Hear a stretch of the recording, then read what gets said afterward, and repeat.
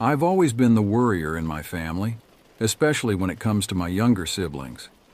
Perhaps it's the burden of being the eldest, or maybe it's just my nature.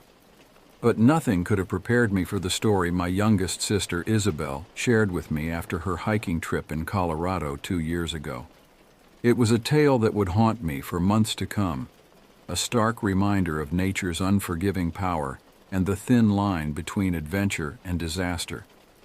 Isabel had always been the free spirit among us, her early 20s fueling a desire for exploration and new experiences.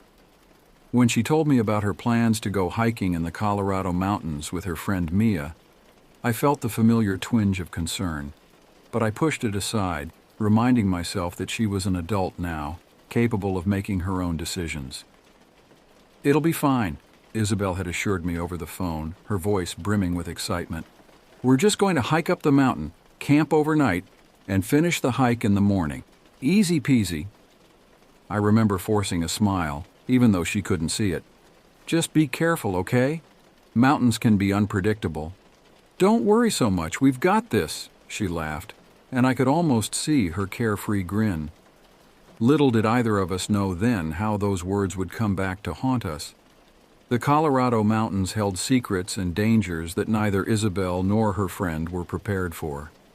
What was meant to be a simple hiking trip would turn into a nightmare scenario, a brush with death that would leave an indelible mark on all involved. As I recount this story, I ask you to remember that what follows is not a work of fiction. This is a true account of events that transpired in the unforgiving wilderness of Colorado. It's a tale of survival, of human resilience, and of the unexpected horrors that can lurk in even the most beautiful of settings. The mountains have always held a certain allure for people like Isabel. They stand as silent sentinels, their peaks shrouded in mystery, promising adventure and breathtaking vistas to those brave enough to scale their heights. But they also hide dangers, sudden weather changes, treacherous terrain, and the ever-present risk of getting lost or injured far from help. As Isabel and Mia set out on their hike that fateful day, they were blissfully unaware of the ordeal that awaited them. They saw only the beauty of the landscape, the thrill of the climb ahead. The clear blue sky and warm sun gave no hint of the drastic change in weather that was to come. I often wonder, if they had known what lay ahead, would they have turned back? Would they have prepared differently? Or would the allure of the mountains still have drawn them upward, into an adventure that would test their limits and change their lives forever? These are questions without answers, musings that serve only to underscore the unpredictable nature of life and the wilderness. What I do know is this: the events that unfolded on that mountain would reveal not only the terrifying power of nature but also the incredible strength of the human spirit in the face of seemingly insurmountable odds. As I delve into the details of Isabel's harrowing experience, I invite you to put yourself in her shoes. Imagine the excitement of setting out on a new adventure, the gradual shift from enthusiasm to concern as things begin to go wrong, and finally, the gut-wrenching fear of facing a life-or-death situation in an unforgiving environment. This is not just Isabel's story. It's a story about all of us, our vulnerabilities, our resilience, and our capacity for compassion, even in the most dire circumstances. It's a reminder of the respect we must have for nature and the importance of preparation when venturing into the wilderness. So let us begin this journey together, tracing the footsteps of Isabel and Mia as they ascended into the Colorado mountains, unaware of the terror and triumph that awaited them. The morning of the hike dawned bright and clear, the kind of day that seems to promise nothing but good things. Isabel later told me how she and Mia had stood at the base of the trail, looking up at the mountain with a mixture of excitement and awe. "It was so beautiful," Isabel recalled, her eyes distant with the memory. "The sky was this incredible shade of blue, and the mountain, it just seemed to go on forever. We were so excited to get started." They had arrived at the trailhead early, the sun barely cresting the horizon. The air was crisp and cool, carrying the scent of pine and wildflowers. It was the kind of morning that makes you glad to be alive, that fills you with a sense of possibility and adventure. Isabel and Mia checked their backpacks one last time. Water, snacks, first aid kit, extra layers of clothing. They had packed light, planning to make it to their midway camping point by nightfall. Looking back, I can't help but wish they had packed more, had been more prepared for the worst. But hindsight, as they say, is 20/20ths. As they set off up the trail, Isabel couldn't help but notice Mia's footwear. I remember looking down and seeing Mia's Chaco sandals, she told me later. I thought it was a bit odd for hiking, but Mia said they were super comfortable and that she hiked in them all the time. I didn't think much of it then. Those sandals would later prove to be a critical mistake, but at that moment neither of them could have predicted the challenges that lay ahead. The first few hours of the hike were uneventful. The trail wound its way up the mountain, sometimes steep, sometimes leveling out to offer breathtaking views of the valley below. Isabel and Mia chatted as they walked, pausing occasionally to take photos or simply to catch their breath and admire the scenery. It was during one of these breaks that we first noticed the clouds, Isabel recounted. They were just little wisps at first, nothing to worry about, but they seemed to be moving in fast. Despite the encroaching clouds, the two friends pressed on.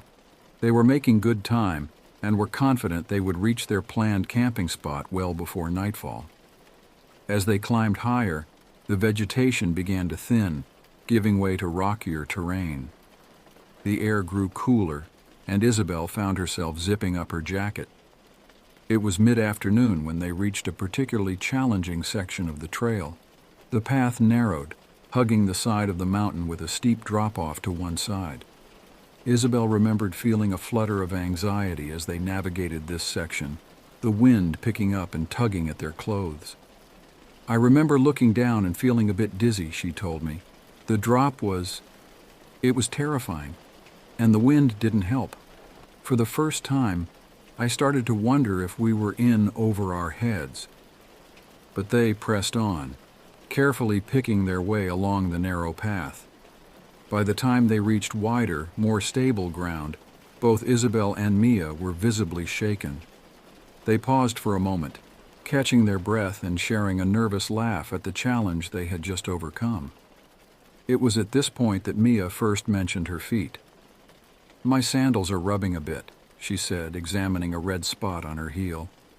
"I hope they don't give me blisters." Isabel offered some moleskin from the first aid kit, but it was clear that Mia's inappropriate footwear was starting to become an issue. Still, they were more than halfway to their planned camping spot. Turning back didn't seem like an option. As the afternoon wore on, the weather continued to deteriorate. The wisps of cloud had coalesced into a solid gray mass overhead, and the temperature was dropping rapidly. The wind, which had been a gentle breeze at the start of their hike, was now gusting strongly, carrying with it the first few drops of rain. "We need to pick up the pace," Isabel said, eyeing the sky warily. "I think we're in for some weather." Mia nodded, adjusting her backpack. "Yeah, let's go. My feet are killing me, but I just want to get to the campsite now." They pressed on, their earlier chatter replaced by determined silence. The trail grew steeper, more challenging, and Isabel found herself constantly checking on Mia, who was clearly struggling with her inadequate. As they rounded a bend in the trail, the wind suddenly picked up, driving stinging rain into their faces. In a matter of minutes, they were soaked to the skin, the temperature plummeting as the storm hit in earnest. "We need to find shelter," Isabel shouted over the howling wind. "This is getting dangerous." Mia nodded, her face pale with cold and fear. They hurried along the trail, eyes scanning desperately for any kind of protection from the elements. The rain was coming down in sheets now, reducing visibility to mere feet. It was in this moment, as they huddled together against the fury of the storm, that Isabel realized just how unprepared they were for this situation. The beautiful day that had promised so much had turned into a nightmare. and they were trapped on the side of a mountain with night falling and a storm raging around them. The true test of their endurance and survival was just beginning, and as the darkness closed in, Isabel couldn't shake the feeling that something even more terrifying awaited them on this mountain. As the storm raged around them, Isabel and Mia stumbled through the increasingly treacherous terrain, desperately seeking shelter. The rain had turned the trail into a slippery mess, and every step was a battle against the howling wind and near-zero visibility. "I've never been so scared in my life," Isabel later confessed to me, her voice trembling at the memory. "It was like the mountain itself was trying to throw us off. We could barely see where we were going, and every gust of wind felt like it might sweep us away." Their clothes, soaked through, clung to their bodies like icy shrouds. Mia's sandals, wholly inadequate for these conditions, offered no protection against the cold and wet. Isabel could see her friend's feet were already showing signs of the beginnings of frostbite, the skin an angry red where it wasn't deathly pale. As they rounded a bend in the trail, Isabel's foot slipped on a wet rock. She felt herself falling, a scream torn from her throat as she slid towards the edge of the path. For one heart-stopping moment, she thought this was it. She was going over the edge, plummeting to her death in the storm-shrouded valley below. But Mia's hand shot out, grabbing Isabel's arm in a vice-like grip. With a strength born of desperation, Mia hauled her friend back from the brink. They collapsed together on the muddy trail, gasping for breath, the realization of how close they'd come to disaster washing over them. "We can't stay out here!" Mia shouted over the wind, her voice cracking with fear and cold. "We're going to die if we don't find shelter soon!" Isabel nodded, struggling to her feet. Her hands were shaking so badly she could barely zip up her jacket. "Look!" she cried suddenly, pointing ahead. "I think I see something." Through the curtain of rain, a dark shape loomed. As they stumbled closer, they realized it was a large outcropping of rock, creating a small overhang. It wasn't much, but it was the best shelter they'd seen since the storm hit. They huddled under the overhang, pressing themselves against the cold stone. It offered some protection from the wind and rain, but did little to warm them. As night fell, the temperature continued to drop, and Isabel realized with growing horror that they were in real danger of hypothermia. "We need to get warm," she said, her teeth chattering. "We need to share body heat." They pressed close together, trying to conserve what little warmth they had left. Isabel rummaged in her backpack, pulling out an emergency blanket, a thin sheet of metallic material designed to reflect body heat. It wasn't much, but it was something. As they huddled together under the meager shelter of the emergency blanket, Isabel's mind raced. They were lost, cold, and trapped on the side of a mountain in a raging storm. Their phones had no signal, and even if they did, who could reach them in these conditions? The hours crawled by, each minute an eternity of cold and fear. The storm showed no signs of abating, the wind howling like a living thing, as if the mountain itself was trying to drive them away. In the darkness, every sound became magnified, every shadow a potential threat. Isabel found herself imagining all sorts of horrors lurking just beyond their little sanctuary. What if there were mountain lions or bears, drawn by the scent of their fear? What if the rock above them, weakened by the relentless rain, suddenly gave way, crushing them beneath tons of stone? These fears might seem irrational in the light of day, but in the dark, cold night, with exhaustion and hypothermia setting in, they became all too real. Isabel clung to Mia, each of them drawing what comfort they could from the other's presence. As the night wore on, Isabel noticed Mia becoming quieter, her responses slower. "We have to stay awake," Isabel insisted, shaking her friend. "If we fall asleep, we might not wake up." They talked, sharing stories from their lives, making plans for the future. Anything to keep their minds active and ward off the creeping lethargy of hypothermia. But as the hours passed, it became harder and harder to focus, to stay alert. Just before dawn, when the night was at its darkest and coldest, Isabel heard something that made her blood run cold. It was a sound that didn't belong, something that stood out from the constant roar of the wind and rain. A scream, faint, distant, but unmistakably human. "Did you hear that?" she whispered to Mia, her heart pounding. Mia stirred sluggishly. "Hear what?" And then it came again, a cry for help, carried on the wind. Someone else was out there, lost and alone in the storm. In that moment, Isabel was faced with a terrible choice. Stay in their meager shelter, preserving what little strength they had left, or venture out into the storm to try and help whoever was out there. As the cry came again, more desperate this time, Isabel knew she couldn't ignore it. Despite the danger, despite their own precarious situation, she couldn't leave another human being to face this nightmare alone. "We have to go," she said, struggling to her feet. "Someone needs our help." Mia looked at her in disbelief. "Are you crazy? We can barely help ourselves." But Isabel was already moving, driven by a determination she didn't know she possessed. "We can't leave them out there. We have to try." And so, as the first faint light of dawn began to penetrate the storm clouds, Isabel and Mia stepped out from their shelter and into the teeth of the storm once more. They were exhausted, cold, and terrified, but they were moving with purpose now. Little did they know that their decision to help would lead them into an even more harrowing situation, one that would test their endurance and humanity to the very limit. The storm had lessened somewhat as Isabel and Mia ventured out from their rocky shelter, but the wind still howled and the rain continued to fall in a steady, cold drizzle. The world around them was a gray blur, the familiar landscape of the mountain transformed into an alien, hostile environment.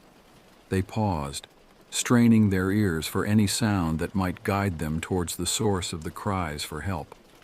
For a long moment there was nothing but the sound of the wind and their own ragged breathing. "Maybe we imagined it," Mia said, her voice hollow with exhaustion. "Maybe—" And then they heard it again, a faint, desperate cry carried on the wind. "Help! Please help me!" Isabel felt a chill that had nothing to do with the cold. The voice sounded weak, filled with a terror that resonated deep within her. Without a word, she began to move in the direction of the sound, Mia following close behind. They picked their way carefully along the treacherous path, every step a battle against the slippery rocks and muddy ground.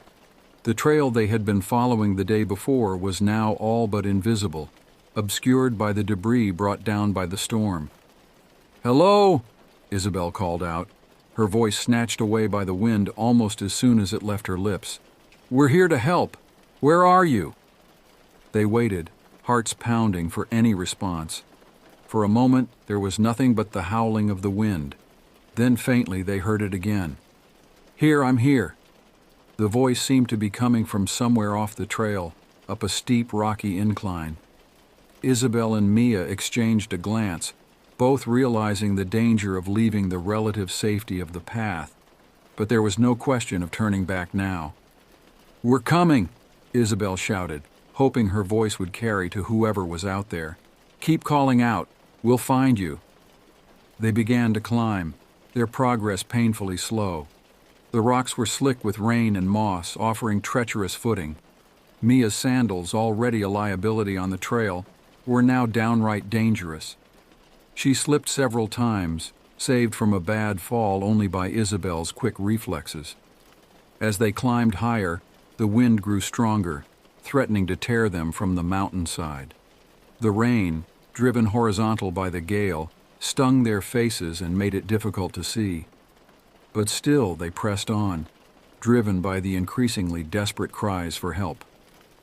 "I see something!" Mia suddenly shouted, pointing ahead. Through the gloom they could make out a shape, a person lying motionless on a small ledge above them. It was a woman dressed in what looked like basic athletic wear, wholly inadequate for the conditions. With renewed energy, Isabel and Mia scrambled up the last few yards. As they reached the ledge, the full horror of the situation became clear. The woman was barely conscious, her skin a mottled blue-white from exposure. Her legs were visibly swollen and discolored, with ugly gashes that spoke of a bad fall. "Oh my God," Mia whispered, her face pale with shock. Isabel knelt beside the woman, trying to assess her condition. "Can you hear me? We're here to help. What's your name?" The woman's eyes fluttered open, unfocused and glazed with pain.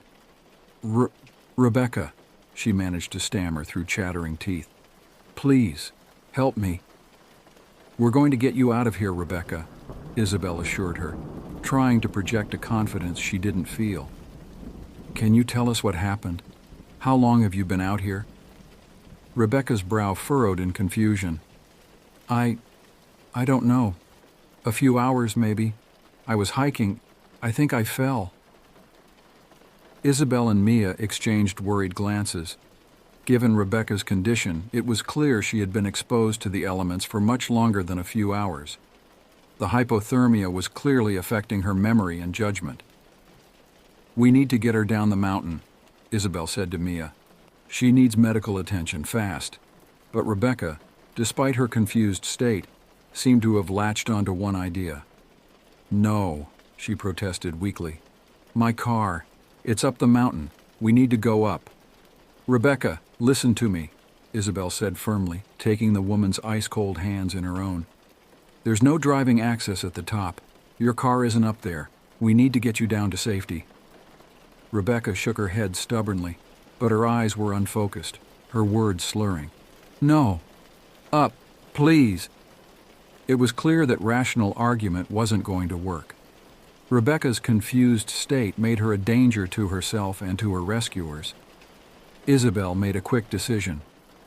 "Okay, Rebecca," she said soothingly. "We'll help you. But first, we need to warm you up a bit. Can you sit up for me?" With gentle coaxing, they managed to get Rebecca into a sitting position. Isabel unzipped her own jacket, ignoring the bite of the cold wind, and wrapped it around Rebecca's shoulders. Then she and Mia positioned themselves on either side of the injured woman. "On three, we're going to stand up," Isabel instructed. 1, 2, 3. They lifted Rebecca to her feet, supporting her weight between them. The woman cried out in pain as her injured legs took her weight, nearly collapsing again. But Isabel and Mia held firm, determined not to let her fall. "Okay, Rebecca," Isabel said, her voice calm despite the fear churning in her gut. "We're going to start moving now. Just lean on us. We've got you." And so began one of the most harrowing journeys of Isabel's life. Every step was a battle against the terrain, the weather, and Rebecca's own confused attempts to go in the wrong direction. The wind tore at them, threatening to send them tumbling down the mountainside. The rain had turned to sleet, stinging their faces and making the already treacherous footing even more dangerous. Mia's inadequate footwear made the descent particularly challenging for her. Isabel could see her friend's feet were raw and bleeding, but Mia didn't complain, focusing all her energy on helping Rebecca. They moved achingly slowly. Every yard gained a victory against the mountain and the storm. Rebecca drifted in and out of consciousness, sometimes babbling incoherently about her car, other times falling into a silence so profound that Isabel had to keep checking to make sure she was still breathing. As they neared the bottom of the slope, disaster struck. Mia, her feet numb with cold and pain, misstepped on a slippery rock. She went down hard, crying out in pain as her ankle twisted beneath her. The sudden shift in weight nearly sent all three of them tumbling down the mountainside. Isabel managed to keep herself and Rebecca upright, but now they faced a new crisis. Mia couldn't put any weight on her injured ankle. They were still at least an hour from the trailhead, carrying an unconscious woman, and now one of them was injured too. For a moment, Isabel felt despair threatening to overwhelm her. They were cold, injured, exhausted, and still in danger. The mountain seemed determined to claim them, to add them to the grim statistics of hikers who ventured out unprepared and never returned. But as she looked at Mia, gritting her teeth against the pain, and felt Rebecca's faint breathing against her shoulder, Isabel found a well of strength she didn't know she possessed. They had come too far, endured too much, to give up now. "We're going to make it," she said, as much to herself as to her companions. "We're going to get off this mountain, all of us." And with that declaration, Isabel adjusted her grip on Rebecca, reached down to help Mia to her feet, and began the final, grueling leg of their descent. The mountain had thrown its worst at them, but they were still standing, still fighting. The true test of their endurance and will to survive was yet to come. The journey down the mountain was a nightmare of pain, exhaustion, and ever-present danger. Isabel's world had narrowed to a series of immediate concerns. Keep moving, don't fall. Make sure Rebecca is breathing, check on Mia. Everything else, the cold, her own exhaustion and pain, the fear that gnawed at the edges of her mind, had to be pushed aside. Mia hobbled along on her injured ankle, her face a mask of determination and pain. She couldn't support much of Rebecca's weight anymore, but she refused to let go, stubbornly helping as much as she could. Isabel felt a surge of admiration for her friend's resilience. Rebecca drifted in and out of consciousness, her moments of lucidity becoming fewer and farther between.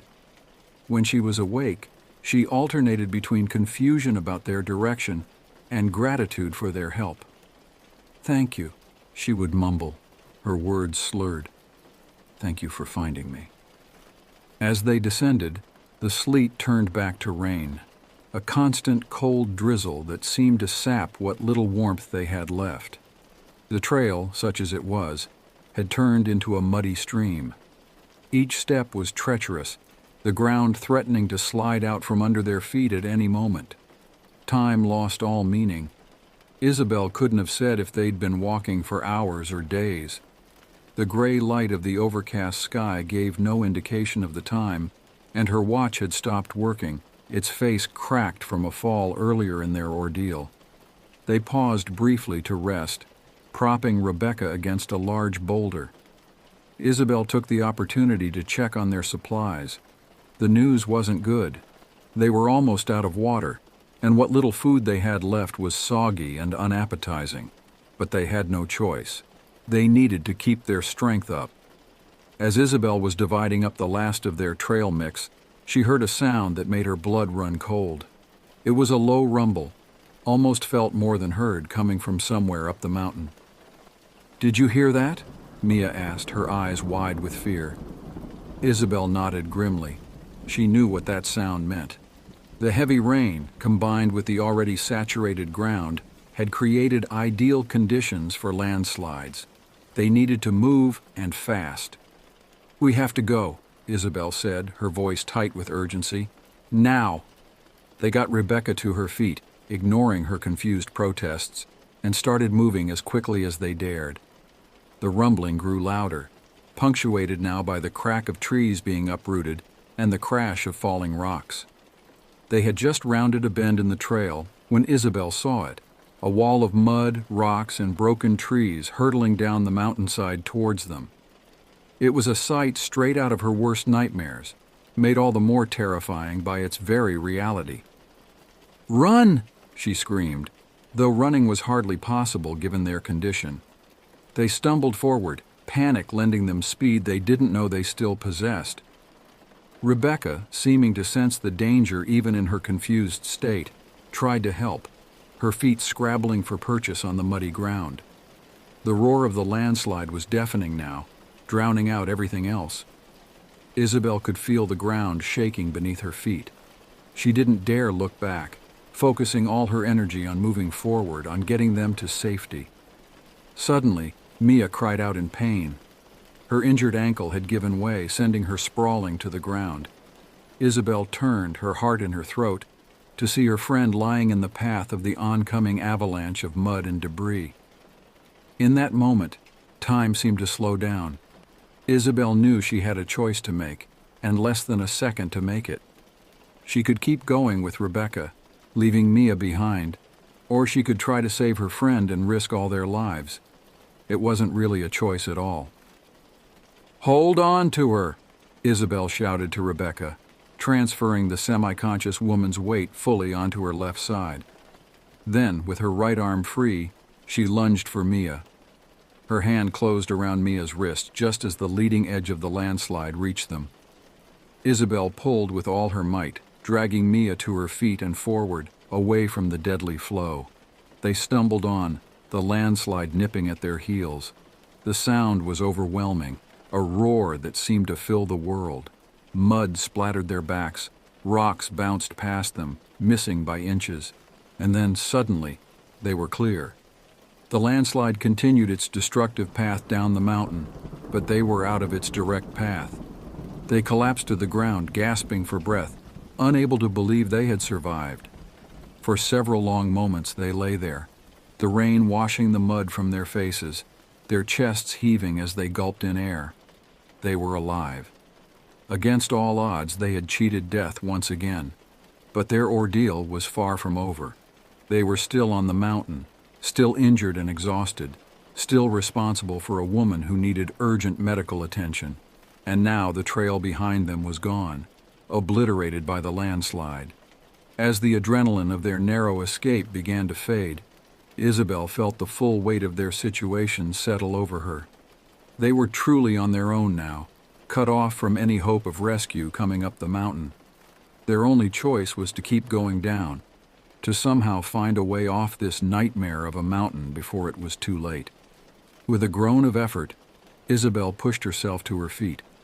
Her body screamed in protest, every muscle aching, but she ignored it. They couldn't afford to rest, not yet. Not when they were still in danger. "Come on," she said, reaching down to help Mia up. "We have to keep moving."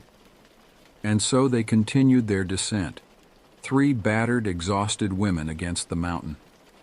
The landslide had changed the landscape, making navigation even more challenging. But Isabel was determined.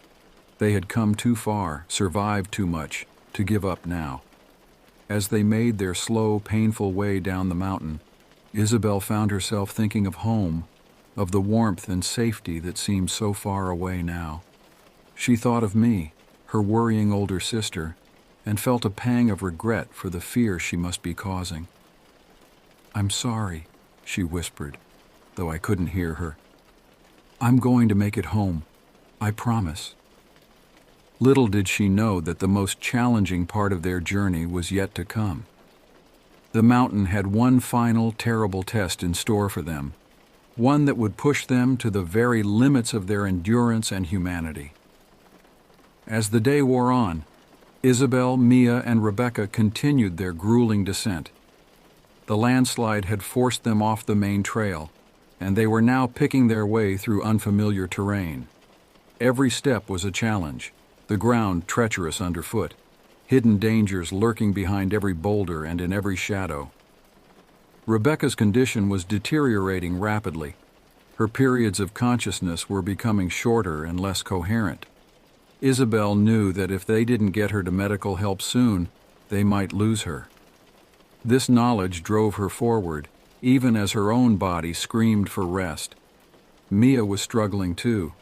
Her injured ankle had swollen to twice its normal size, and she could barely put any weight on it.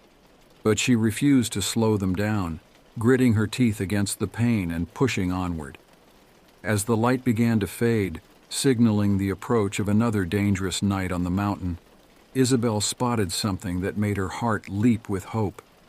A break in the trees ahead, and beyond that, what looked like a road.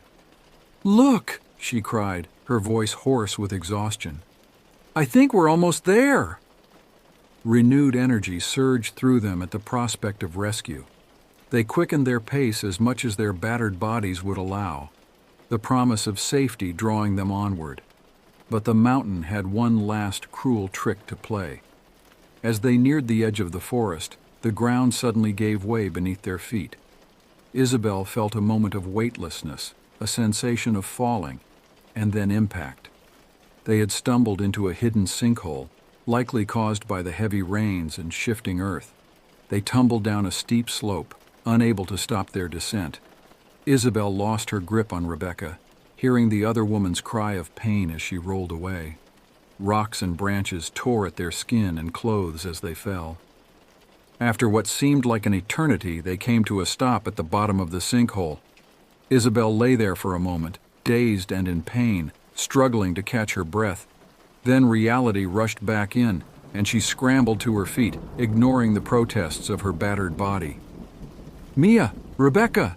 she called out, panic rising in her throat. "Here," came Mia's weak reply from nearby. Isabel stumbled towards her friend's voice, finding Mia lying against a fallen log, her face contorted with pain. "My ankle," Mia gasped. "I think it's broken now." Isabel's heart sank. With Mia unable to walk, getting out of this sinkhole would be even more challenging, but they had no choice. They had to find a way. "Rebecca?" Isabel called again, scanning the dim interior of the sinkhole. A faint moan answered her. Following the sound, Isabel found Rebecca lying crumpled against the far wall of the sinkhole. The woman was barely conscious, her breathing shallow and rapid. As Isabel knelt beside her, she realized with horror that Rebecca's condition had worsened significantly in the fall.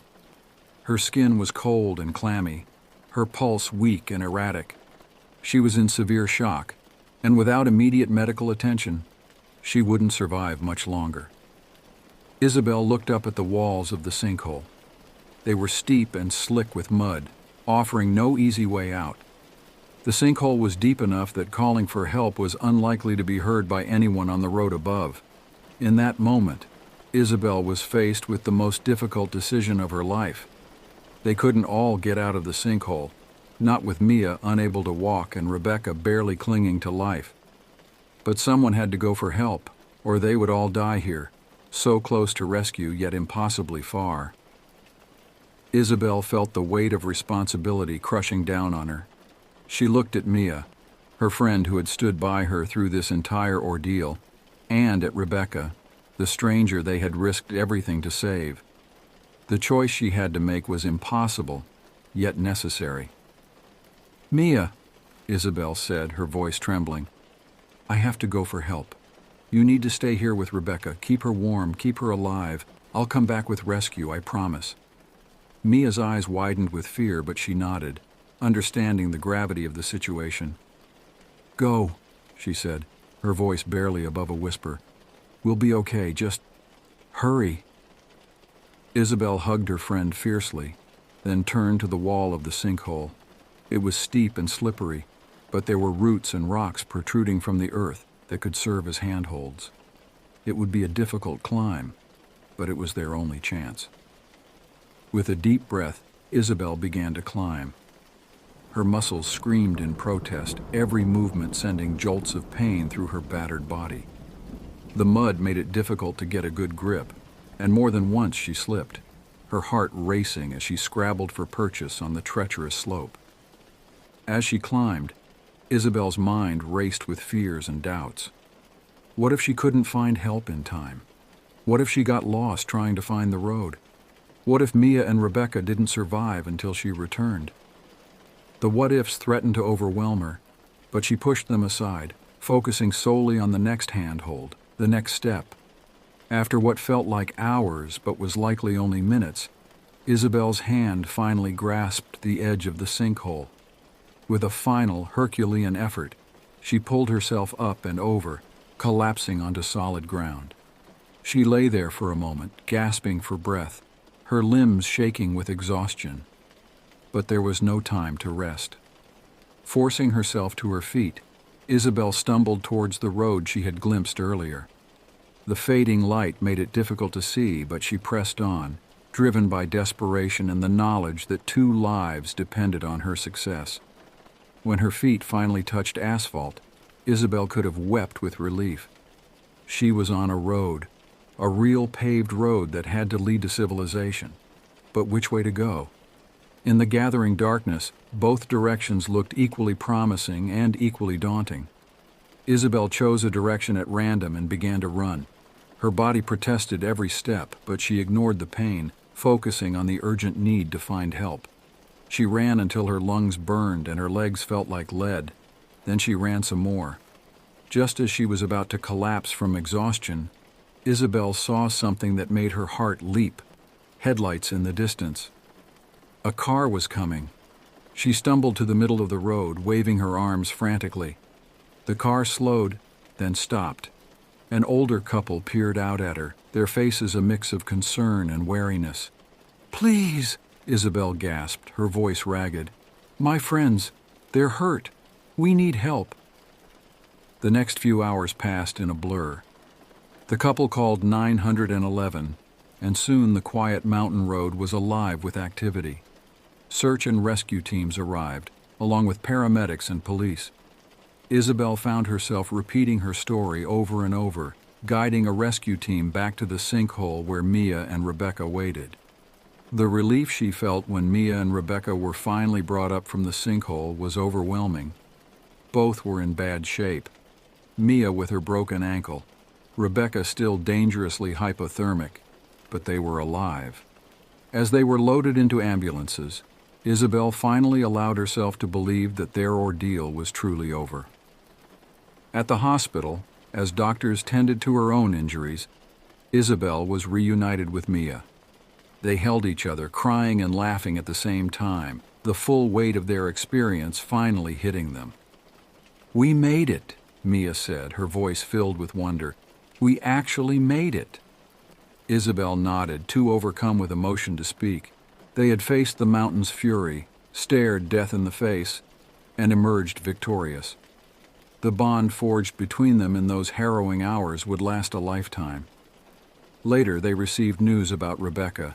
She was in intensive care, but the doctors were cautiously optimistic about her recovery. Her family had been contacted and were on their way. Isabel and Mia's timely rescue had saved her life. As the adrenaline wore off and the reality of their survival sank in, Isabel found herself reflecting on the experience. The terror they had faced, the challenges they had overcome, had changed her in profound ways. She had discovered strengths she never knew she possessed, faced fears she never knew she had. The mountain had tested them, pushed them to their limits and beyond. But in doing so, it had revealed the incredible resilience of the human spirit. Isabel knew she would carry the lessons learned on that mountain for the rest of her life. As she drifted off to sleep in her hospital bed, exhausted but profoundly grateful to be alive, Isabel's last thought was of the mountain. It stood silent and immovable, indifferent to the dramas that played out on its slopes. But for those who dared to challenge it, who faced its tests and emerged on the other side, it offered a unique gift, a deeper understanding of oneself and the indomitable strength of the human will. The terror in Colorado had changed Isabel forever, but in facing that terror, in overcoming seemingly insurmountable odds, she had discovered a truth about herself and about humanity that would stay with her always. In the days following their rescue, Isabel and Mia found themselves at the center of a media storm. Their story of survival against all odds had captured the public's imagination, and reporters clamored for interviews and details of their harrowing experience. Isabel, still processing the trauma of their ordeal, found the attention overwhelming. She gave a few brief statements, emphasizing the importance of proper preparation when hiking and the incredible work of the search and rescue teams. But mostly, she focused on recovery, both physical and emotional. The physical toll of their adventure was significant. Isabel had suffered numerous cuts and bruises, a mild case of hypothermia, and a sprained wrist from her desperate climb out of the sinkhole. Mia's injuries were more severe. Her broken ankle required surgery, and she faced months of physical therapy. But it was the emotional impact that proved most challenging to navigate. Isabel found herself jumping at sudden noises, plagued by nightmares of falling and being buried alive. The sound of rain against the window could send her into a panic, her mind immediately transported back to that terrifying night on the mountain. Mia struggled too. Her usual carefree attitude was subdued, replaced by a newfound caution and anxiety. She blamed herself for their predicament, convinced that if she had worn proper hiking boots, things might have turned out differently. It was during one of their shared physical therapy sessions that Isabel finally broached the subject. "You know it's not your fault, right?" she said, watching Mia struggle through an exercise to rebuild strength in her ankle. Mia didn't meet her eyes. "If I had been better prepared—" "We were both underprepared," Isabel interrupted. "And yeah, maybe different shoes would have helped, but we couldn't have predicted that storm or finding Rebecca or any of it. We did the best we could with what we had." Mia was quiet for a long moment. "I keep thinking about what could have happened," she finally said, her voice barely above a whisper. "If you hadn't found that sinkhole exit, if rescue hadn't come when it did." Isabel reached out, gripping her friend's hand. "But it didn't happen that way. We survived. We saved Rebecca. That's what matters." It was a conversation they would have many times over the coming weeks and months, each of them helping the other work through the guilt, fear, and lingering trauma of their experience. As they recovered, Isabel and Mia received updates on Rebecca's condition. The woman they had risked everything to save had pulled through, thanks in large part to their timely rescue. When she was well enough for visitors, Isabel and Mia went to see her. The reunion was emotional. Rebecca, still weak but on the road to recovery, broke down in tears as she thanked them for saving her life. "I don't remember much," she admitted, "but I know I wouldn't be here if it weren't for you two. How can I ever repay you?" Isabel shook her head. "There's no debt. We did what anyone would do." But even as she said it, Isabel knew it wasn't entirely true. Their decision to help, to risk their own lives for a stranger, had been a choice, one that not everyone would have made. It was a realization that filled her with a complex mix of pride and humility. In the months that followed, as they continued to heal and process their experience, Isabel, Mia, and Rebecca formed a bond that went beyond friendship. They had shared an experience that few could understand, faced death together, and emerged on the other side. It was a connection that would last a lifetime. Their story had another unexpected impact. It sparked a conversation about hiking safety and the importance of proper preparation. Local authorities used their experience as a cautionary tale, implementing new safety measures and education programs for hikers. Isabel found herself invited to speak at schools and outdoor clubs, sharing her story and the lessons she had learned. It was difficult at first, reliving the terror of those days on the mountain. But she came to see it as a way to give meaning to their ordeal, to perhaps prevent others from facing similar dangers. As the one-year anniversary of their rescue approached, Isabel, Mia, and Rebecca made a decision that surprised many. They announced their intention to return to the mountain. "We're not going to hike it," Isabel explained to me when she shared their plan. "We're just going to visit the base to face it on our own terms." I was worried, of course. The thought of my sister returning to the place that had nearly claimed her life filled me with anxiety. But I also understood their need for closure, to reclaim some of the power that the mountain had taken from them. On a clear, sunny day, so different from the storm-racked afternoon of their original hike, Isabel, Mia, and Rebecca stood at the base of the mountain. They were silent for a long moment, each lost in their own thoughts and memories. Finally, Rebecca spoke. "It's beautiful," she said softly. "I never really saw it before, you know. I was so focused on the climb, on reaching the top, I never just looked at it." Mia nodded. "It's not our enemy," she said. "It's just itself. We were the ones who weren't prepared." Isabel felt a wave of emotion wash over her as she gazed up at the mountain peaks. The fear was still there, a knot in her stomach that might never fully unravel.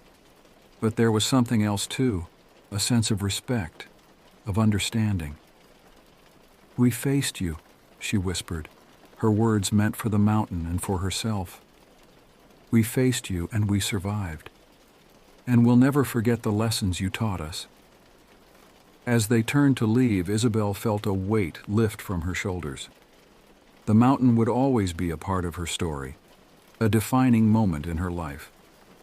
But it no longer held power over her. She had faced her fears, confronted the trauma, and come out stronger on the other side. The terror in Colorado had changed them all. But in facing that terror, in overcoming it and helping each other heal, they had discovered strengths they never knew they possessed. It was a gift, hard-won and precious, that would guide them for the rest of their lives. As I sit here, recounting my sister's incredible tale of survival, I'm struck by the profound impact it has had not just on Isabel, Mia, and Rebecca, but on our entire family and community. The echoes of those terrifying days in the Colorado mountains continue to resonate, shaping the way we view the world and our place in it. Isabel is not the same person she was before that fateful hiking trip. The carefree young woman who set out on what was supposed to be a simple adventure has been replaced by someone more thoughtful, more aware of the fragility of life and the importance of preparation. But she's also stronger, more confident in her ability to face challenges and overcome adversity. The experience has changed our family dynamic as well.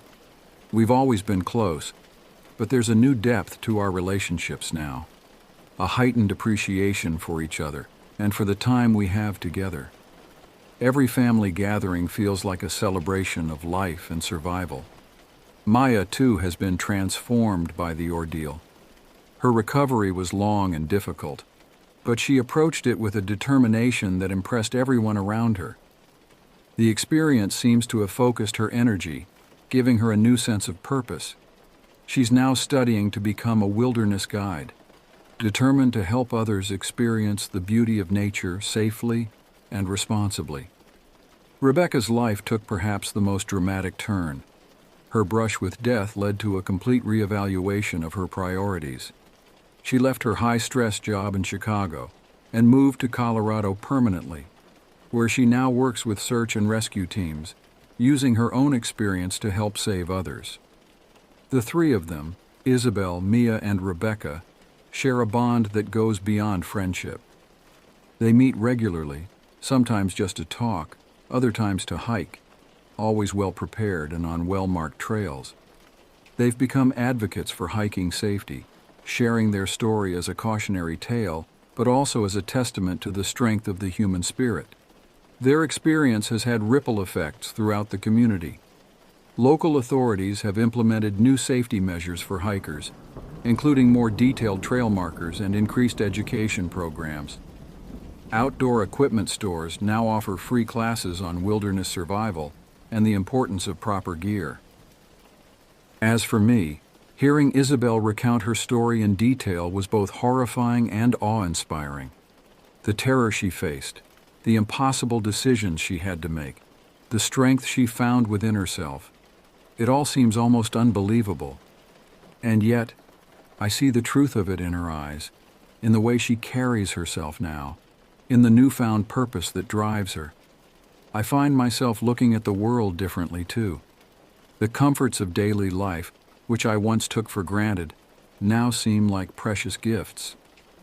Every time I hear rain against the window, I think of Isabel, Mia, and Rebecca huddled on that mountain, fighting for survival. It's a stark reminder of how quickly life can change, how thin the line is between safety and danger. But perhaps the most important lesson I've taken from Isabel's experience is the incredible capacity for human endurance and compassion. In the face of unimaginable hardship, my sister and her friends not only survived, but went above and beyond to help a stranger in need. They demonstrated the very best of humanity, resilience, selflessness, and an unwavering will to live. Their story has become a sort of modern parable in our community, a reminder of the unpredictability of life and the importance of facing our fears. It's a tale of terror, yes, but also one of triumph, over nature, over circumstance, and over the limitations we often place on ourselves. As I wrap up this account, I'm reminded of something Isabel said to me not long after her return. We were sitting on the porch watching a summer storm roll in when she turned to me with a thoughtful expression. "You know," she said, "I used to think courage was about not being afraid. But I was wrong. Courage is about being afraid and doing what needs to be done anyway. It's about facing your fears, not ignoring them." Those words have stayed with me, a profound truth born from harrowing experience. The terror in Colorado changed Isabel, changed all of us. But in facing that terror, in overcoming it and emerging stronger, we've gained a deeper understanding of ourselves and the world around us. It's a reminder that while we can't always control the challenges life throws our way, we can control how we respond to them. We can choose courage over fear, action over paralysis, compassion over self-preservation. And in making those choices, we can discover strengths we never knew we had. As I look to the future, I know that whatever challenges come our way, we'll face them with the lessons learned from Isabel's incredible journey of survival. The echoes of terror from those Colorado mountains have transformed into a resounding affirmation of life, resilience, and the indomitable human spirit. And that, perhaps, is the most valuable lesson of all.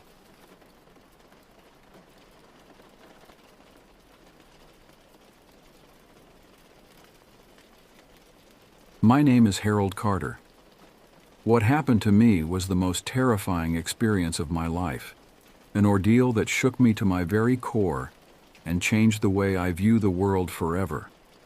But before I delve into the heart of this chilling tale, let me tell you a bit about myself and how I came to be in the position where fate would thrust me into an encounter with the unknown. I've been a park ranger for about 5 years now, working in the sprawling wilderness of the Allegheny National Forest. It's a quiet job most of the time, and I like the solitude. There's a certain peace in the rustling leaves and the calls of the wildlife that has always spoken to my soul.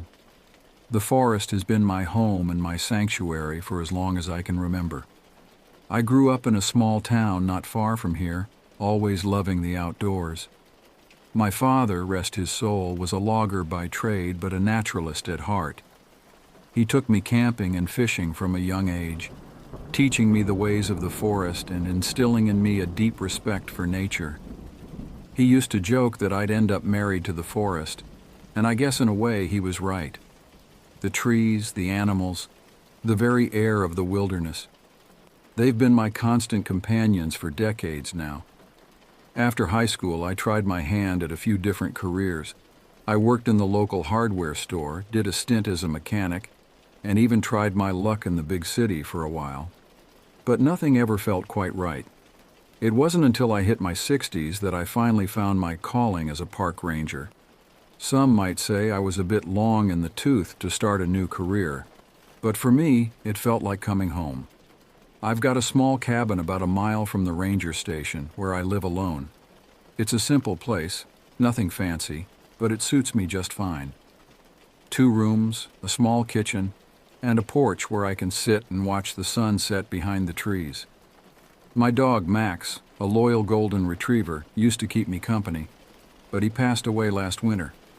Since then, it's just been me and the trees. Max's passing hit me hard.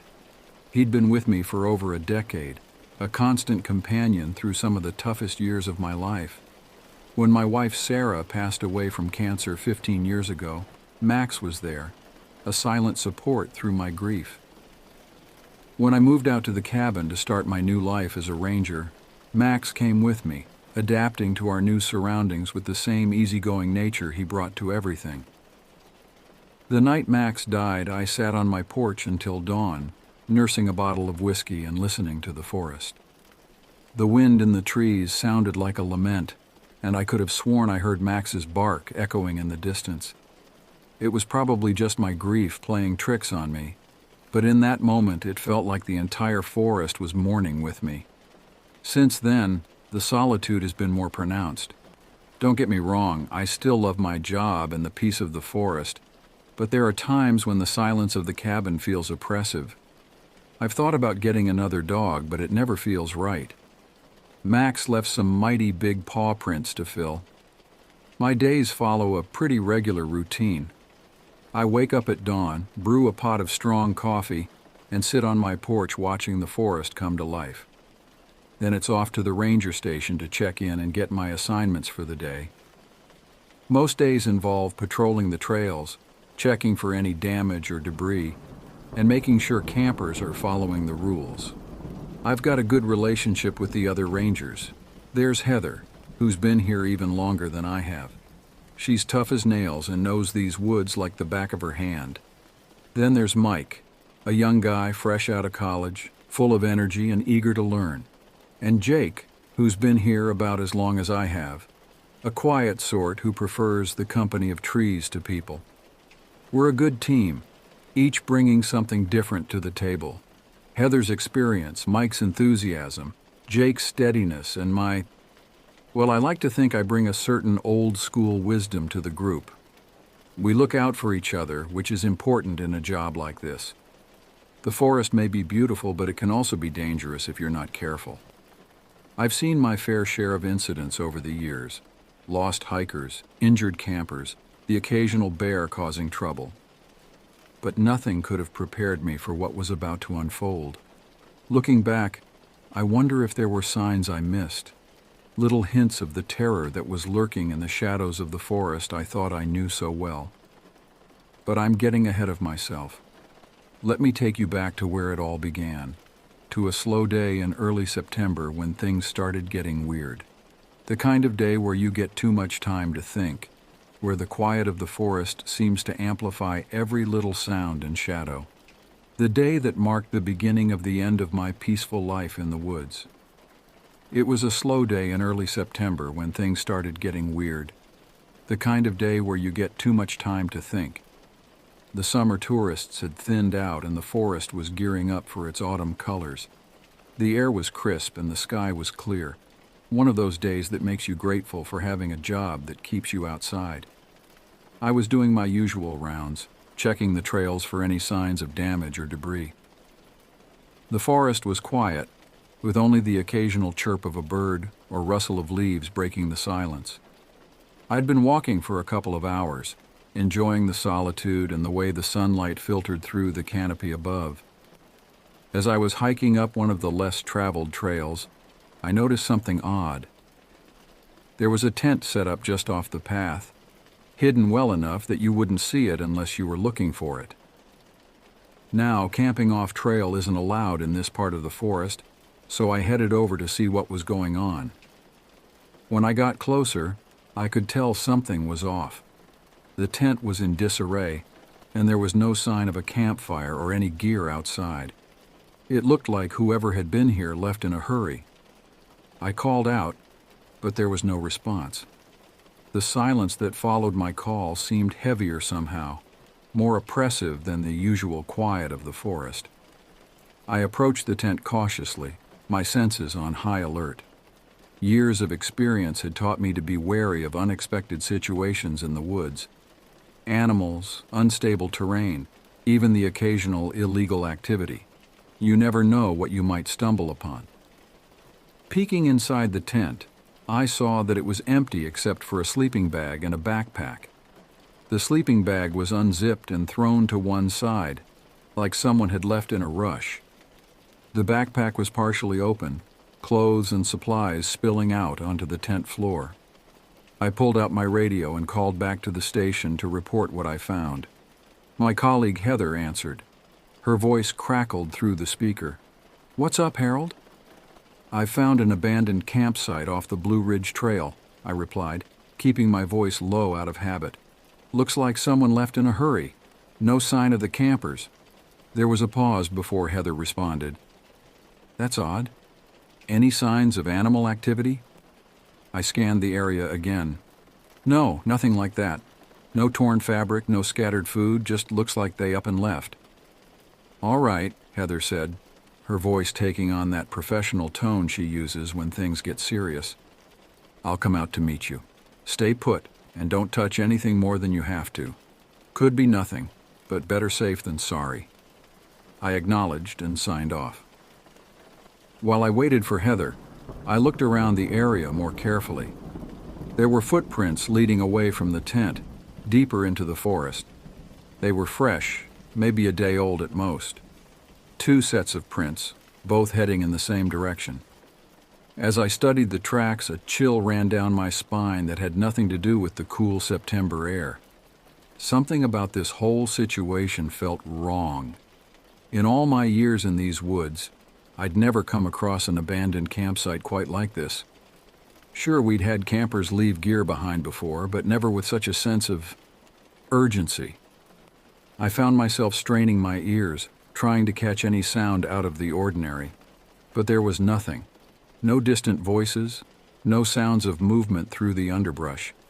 Just the usual forest noises that I'd grown so accustomed to over the years. Heather arrived about 20 minutes later, her boots crunching on the fallen leaves as she approached. She's been a ranger even longer than I have, and she doesn't scare easy, but I could see the concern in her eyes as she took in the scene. "Well, this is something, isn't it?" she said, her voice low. She knelt down to examine the footprints, her brow furrowed in concentration. 2 people, looks like, heading deeper in. What do you think, Harold? I shook my head.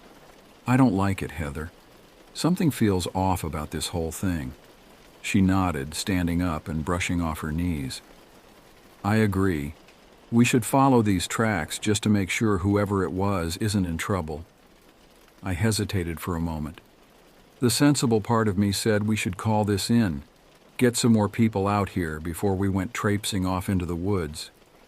But another part of me, the part that had spent a lifetime in these forests, was urging me to act now. What if someone was hurt out there? Every minute could count. All right, I said finally, but we stick together and we turn back if we don't find anything in an hour. Deal? Heather nodded, her hand instinctively checking her belt for her radio and other gear. Deal. Let's go see what we can find. With one last look at the abandoned campsite, we set off, following the tracks deeper into the forest. Little did we know, we were walking into something far beyond our understanding, something that would change our lives forever. We walked for a good hour, the tracks leading us further and further away from the trail. The forest got denser, the trees taller and closer together. Shafts of sunlight barely penetrated the canopy, casting everything in a dim, greenish light. We didn't talk much, just kept our eyes on the ground and the surroundings. The silence between us was filled with the sounds of the forest, the crunch of leaves under our boots, the occasional snap of a twig, the distant call of a bird. But there was something else too, a tension in the air that seemed to grow with every step we took. I've spent most of my life in these woods, but I'd never been to this particular area before. It wasn't on any of our usual patrol routes, and as far as I knew, there weren't any marked trails nearby. The further we went, the more I felt like we were trespassing in a part of the forest that didn't welcome human presence. Heather must have felt it too. Her usual confident stride had slowed, and she kept glancing around, her hand never far from the bear spray on her belt. I knew she was thinking the same thing I was. What could have driven 2 campers to flee so deep into this forbidding part of the forest?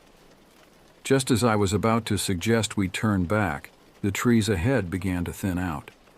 We emerged into a small clearing, and what we saw there made my blood run cold. In the center of the clearing was a circle of stones, about 4 feet in diameter. In the middle was a crude wooden structure, almost like a small makeshift altar. There were symbols carved into the stones, ones I didn't recognize. They looked old, weathered, like they'd been there for years, but I knew that was impossible. We patrolled these woods regularly. Something like this couldn't have gone unnoticed for long. Heather looked just as confused as I felt. "What do you think this is?" I asked her, my voice barely above a whisper. "I don't know," she replied, kneeling down to get a closer look, "but it's giving me the creeps." As Heather examined the stones, I approached the altar. It was rough-hewn, made from branches lashed together with some kind of vine. And there, on its surface, was something that made my stomach churn. There was dried blood on the altar. Not a lot, but enough to make it clear that something had been killed there recently. I felt a chill that had nothing to do with the temperature. This was wrong. All wrong. Whatever this place was, it didn't belong here in our forest. I opened my mouth to tell Heather we should leave, but before I could speak, something caught my eye. At the edge of the clearing, half hidden in the shadows of the trees, I saw movement. It was just for a second, but I could have sworn I saw a figure, tall and unnaturally thin, slip behind a tree. "Did you see that?" I asked Heather, my voice tense. She stood up quickly, her hand going to her bear spray. "Yeah," she said, her eyes scanning the tree line. "Let's get out of here." We didn't need to discuss it further. Whatever was going on here, it was way above our pay grade. We needed to report this to the authorities and let them handle it. We made our way back to the station as quickly as we could, constantly looking over our shoulders, jumping at every snapping twig or rustling leaf. Heather radioed ahead, and by the time we got back, there were a couple of state troopers waiting for us. We told them what we'd found, trying to stick to the facts and not let our imaginations run wild. They listened gravely, asking a few questions, before deciding to head out there themselves. As the troopers prepared to leave, I felt a weight settle in my chest. Part of me wanted to go with them, to face whatever was out there and put this mystery to rest. But another part, a part I wasn't proud of, was relieved to stay behind. There was something out there in those woods, something that didn't want to be found. And deep down, I wasn't sure I wanted to find it either. Heather and I stayed back to keep an eye on things at the station. We tried to go about our normal routines, but I could tell neither of us could focus. Every time the radio crackled, we both jumped, expecting news from the troopers. The hours crawled by. The sun began to set, casting long shadows across the forest, and still no word from the search party. As darkness fell, I found myself standing at the window staring out into the trees, and for the first time in my life, I felt afraid of the forest I'd always called home. The troopers were gone for a few hours. When they came back, they looked shaken. Their uniforms were dirty and torn in places, and there was a wild look in their eyes that I recognized all too well. It was the look of men who had seen something they couldn't explain, something that challenged everything they thought they knew about the world. They confirmed what we'd seen, the stone circle, the altar, the strange symbols. But they'd found more. They described finding more tracks leading away from the clearing, heading further into the forest. But these weren't human tracks. They were something else entirely. Long, narrow prints with what looked like claws at the end. "Whatever made those prints," one of the troopers said, his voice hoarse. "It was walking on two legs, but it sure as hell wasn't human." They'd followed the tracks for a while, but lost them when the ground became too rocky. They'd wanted to press on, but the light was failing, and none of them fancied being in that part of the forest after dark. Before they left, the troopers told us to stay alert and report anything unusual, but the look in their eyes said more than their words. It said, "Be careful." It said there's something out there. The next few days were uneventful, but I couldn't shake the feeling that something was wrong. The forest, which had always been a place of peace for me, now felt sinister. Every shadow seemed to hide a threat, every rustle of leaves a potential danger. I started having trouble sleeping, jumping at every little sound outside my cabin. The night seemed longer, darker somehow.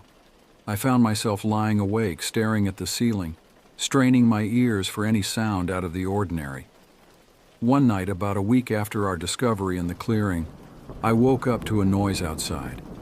It sounded like someone or something walking around my cabin. The footsteps were slow, deliberate, circling the building.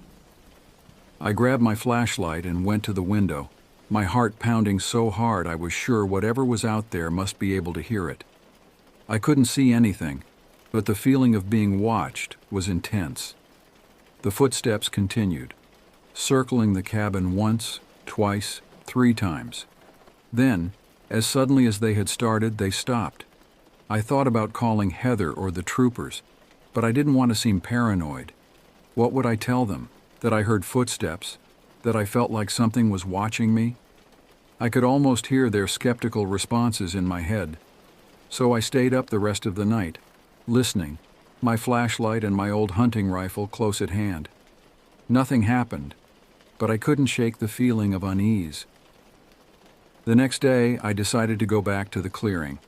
I know it sounds stupid, but I had to see if there was anything new. Heather had the day off, so I went alone. I told myself it was just to check if the tracks were still there, but deep down I wanted answers. The forest had been my home for so long, and now it felt like a stranger. I needed to understand what was happening. The hike felt longer this time, and the forest seemed quieter. The usual chatter of birds and small animals was noticeably absent. It was as if the entire forest was holding its breath, waiting for something to happen. When I got to the clearing, everything looked the same at first glance. The stone circle was still there, the crude altar standing in its center. But as I got closer, I noticed something different. The dried blood on the altar was gone, replaced by what looked like fresh stains. Something had been here recently. I walked around the clearing, careful not to disturb anything. That's when I saw it. Behind the altar, half hidden by the underbrush, was a small cave. It was more like an overhang, really, but it was dark inside. I felt a strange compulsion to go in, but my rational mind told me to turn around and get help. Curiosity won out, and I took a step inside. The smell hit me first. It was a foul odor, a mix of decay and something else, something I couldn't quite place.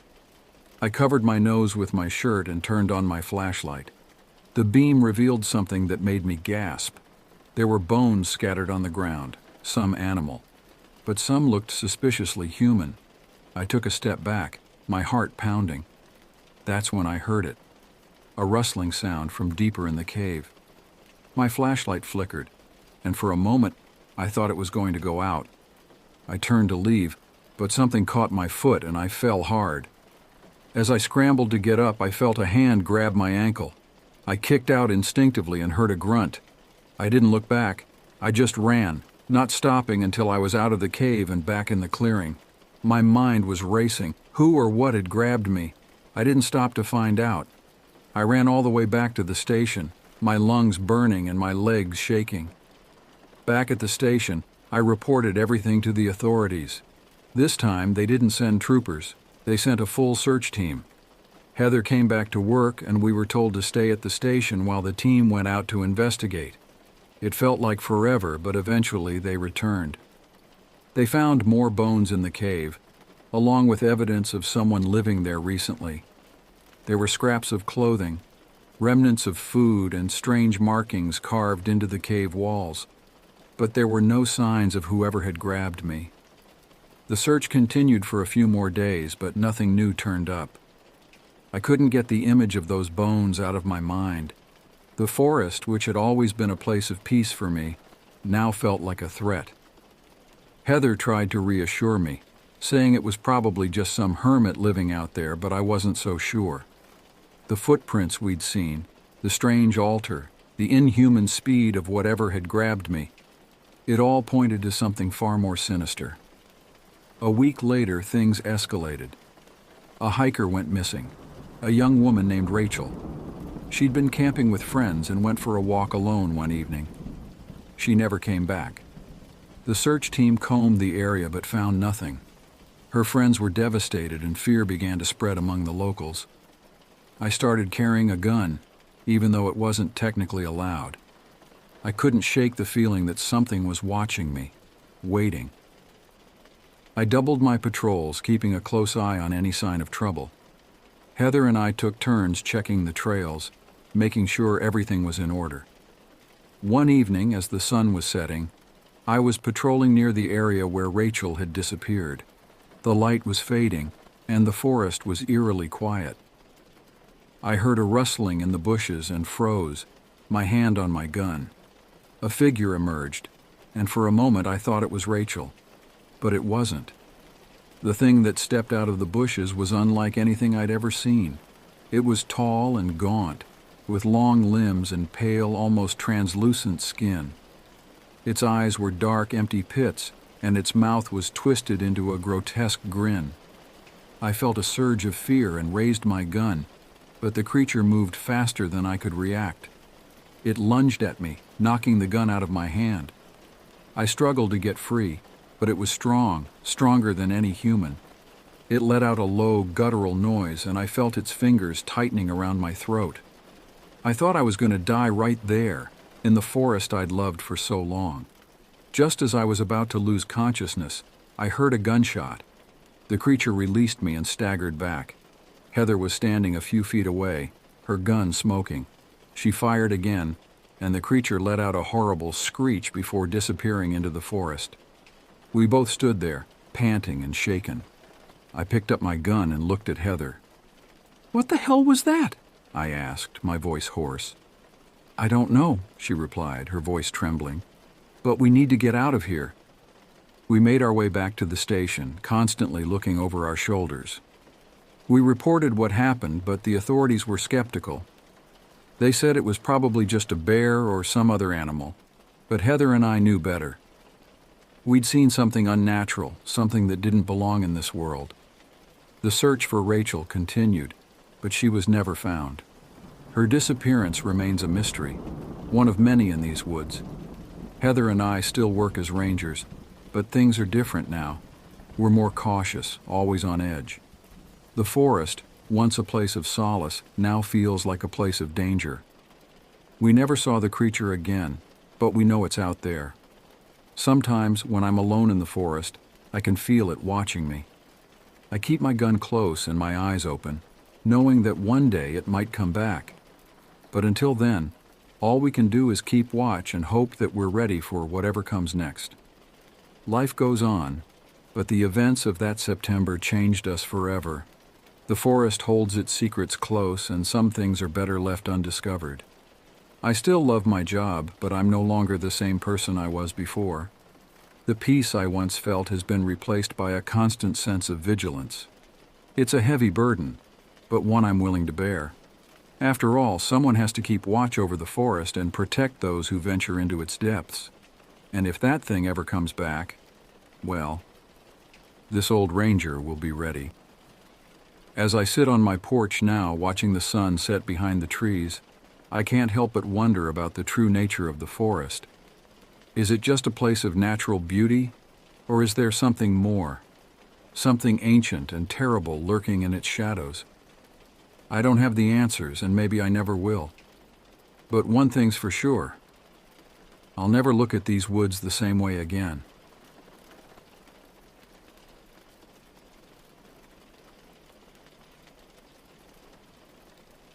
The autumn of 1989 marked my first real taste of both freedom and fear. At 17, I was young, naive, and drunk on the romance of the open road. Together with my three best friends from high school, Noah, Michael, and Benjamin, we had embarked on what we imagined would be an epic cross-country cycling adventure from Boston to Los Angeles. We left on Labor Day with second-hand bikes, cheap camping gear, and the kind of blind optimism that only teenagers possess. Noah, our unofficial leader, had meticulously planned the route over summer break, marking potential campsites and calculating daily mileage goals with the earnestness of a military strategist. Michael, always the cautious one, had insisted on bringing a basic first aid kit and emergency flares, while Benjamin's contribution was a battered Polaroid camera to document our journey. None of us could have predicted how those photographs would later become evidence of our brush with horror. By the time we reached the Southwest in mid-October, reality had started to set in. The tourist season was winding down, leaving most attractions shuttered for the winter. Our navigation system consisted solely of AAA maps purchased at state lines, dog-eared and creased from constant consultation.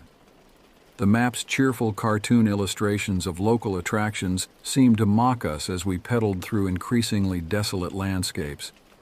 We developed a loose system: pick a destination town in the morning, ride at our own pace during the day, and reconvene by nightfall. Then we'd scout for a place to stealth camp, always walking the razor's edge between adventure and trespassing. The system had worked well enough through Colorado and New Mexico, but Texas was different. The distances between towns stretched longer, the sun beat down harder, and the locals seemed more suspicious of 4 teenage boys on bikes. That particular morning dawned crisp and clear as we huddled over our maps, tracing potential routes with coffee-stained fingers. Noah's usually neat handwriting had grown ragged in his journal, reflecting our collective exhaustion.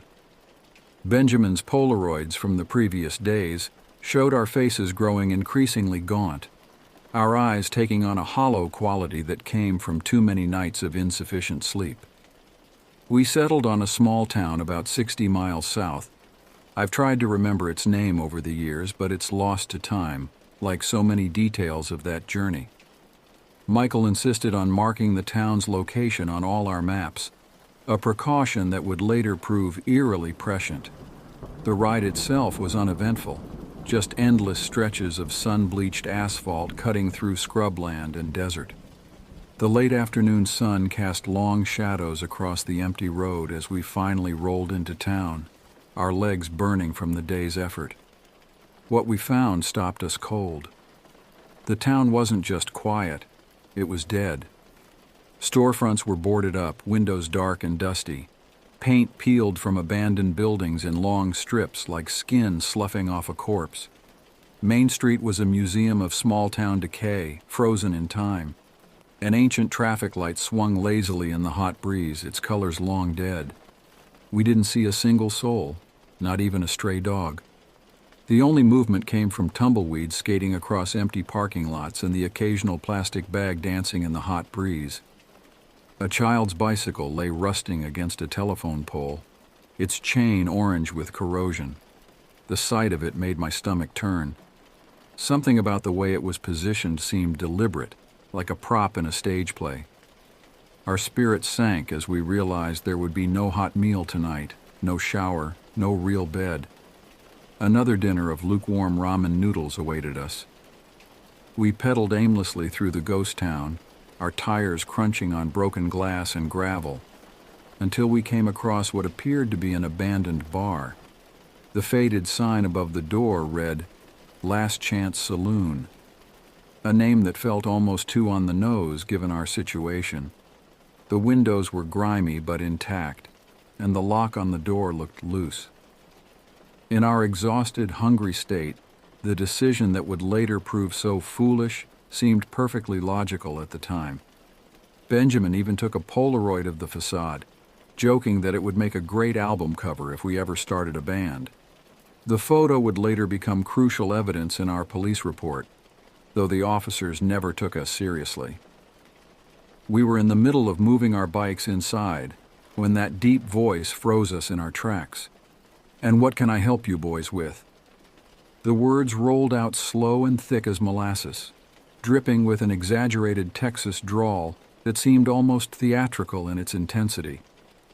We turned to find ourselves face to face with a giant of a man in a black cowboy hat, his features thrown into sharp relief by the setting sun behind him.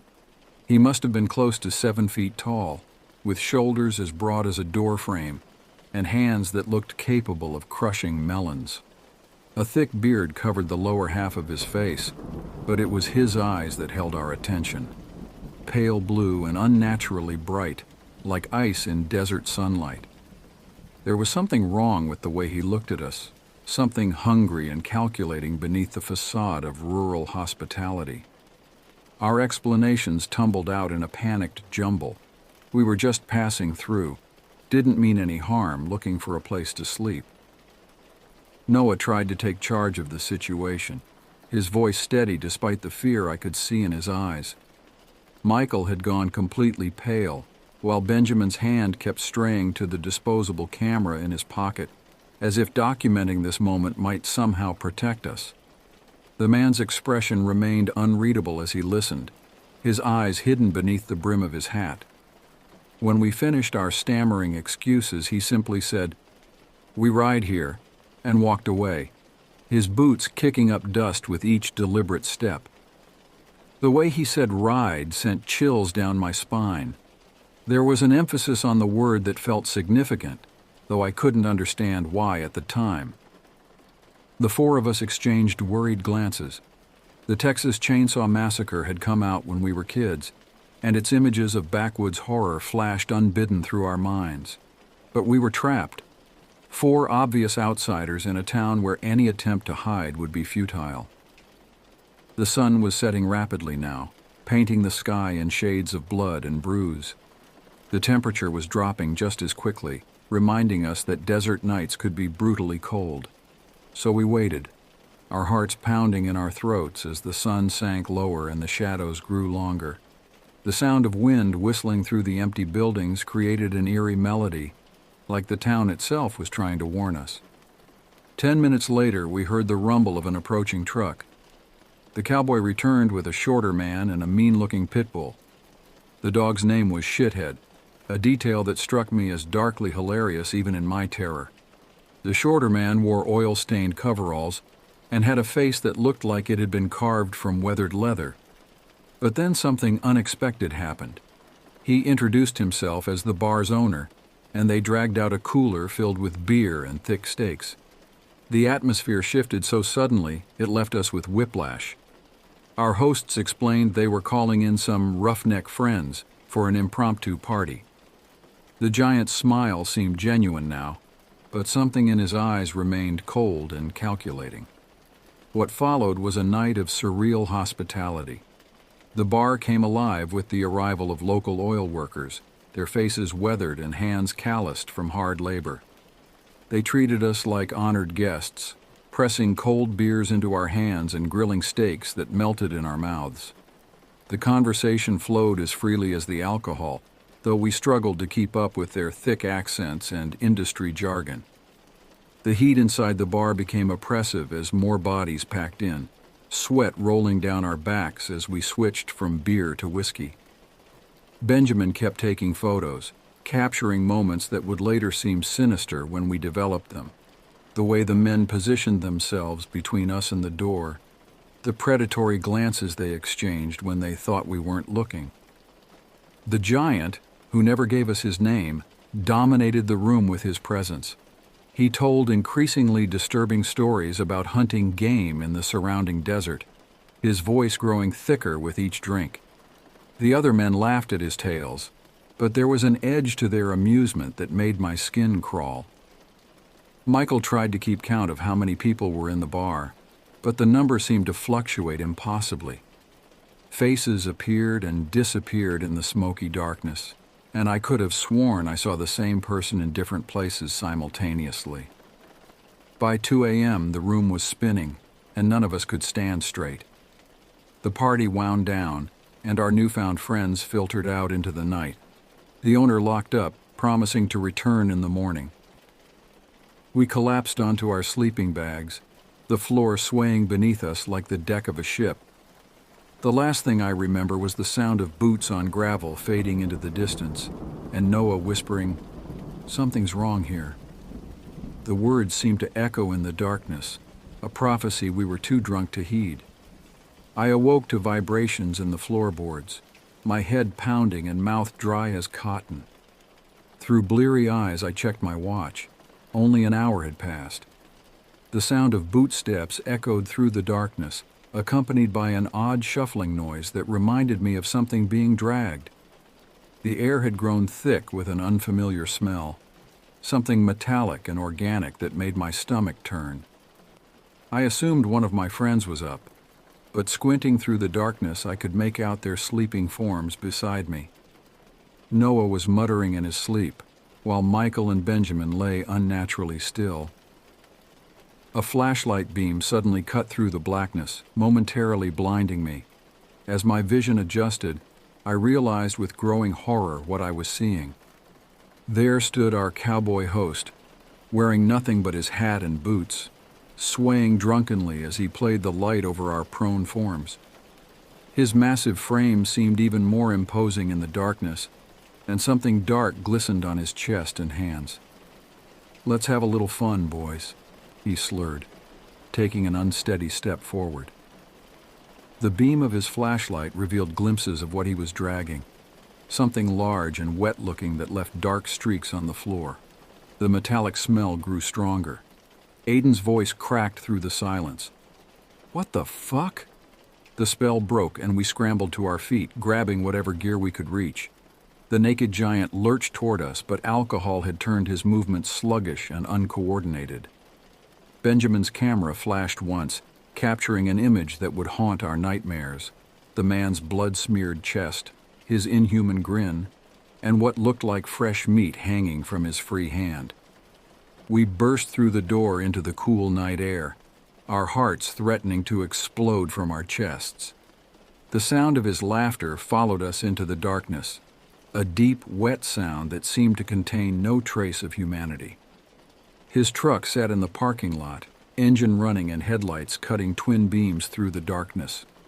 We mounted our bikes with shaking hands, belongings spilling from hastily gathered bags as we pedaled into the night. The sound of our panicked breathing and rattling gear seemed deafening in the empty streets. Behind us, we could hear the giant's voice calling out in a sing-song tone, naming parts of the human anatomy like items on a butcher's list. The truck's engine roared to life and the chase began. A mile outside town, we found temporary sanctuary in an abandoned barn. The structure looked ready to collapse, filled with rotting hay and rusted farm equipment that cast menacing shadows in the dim light.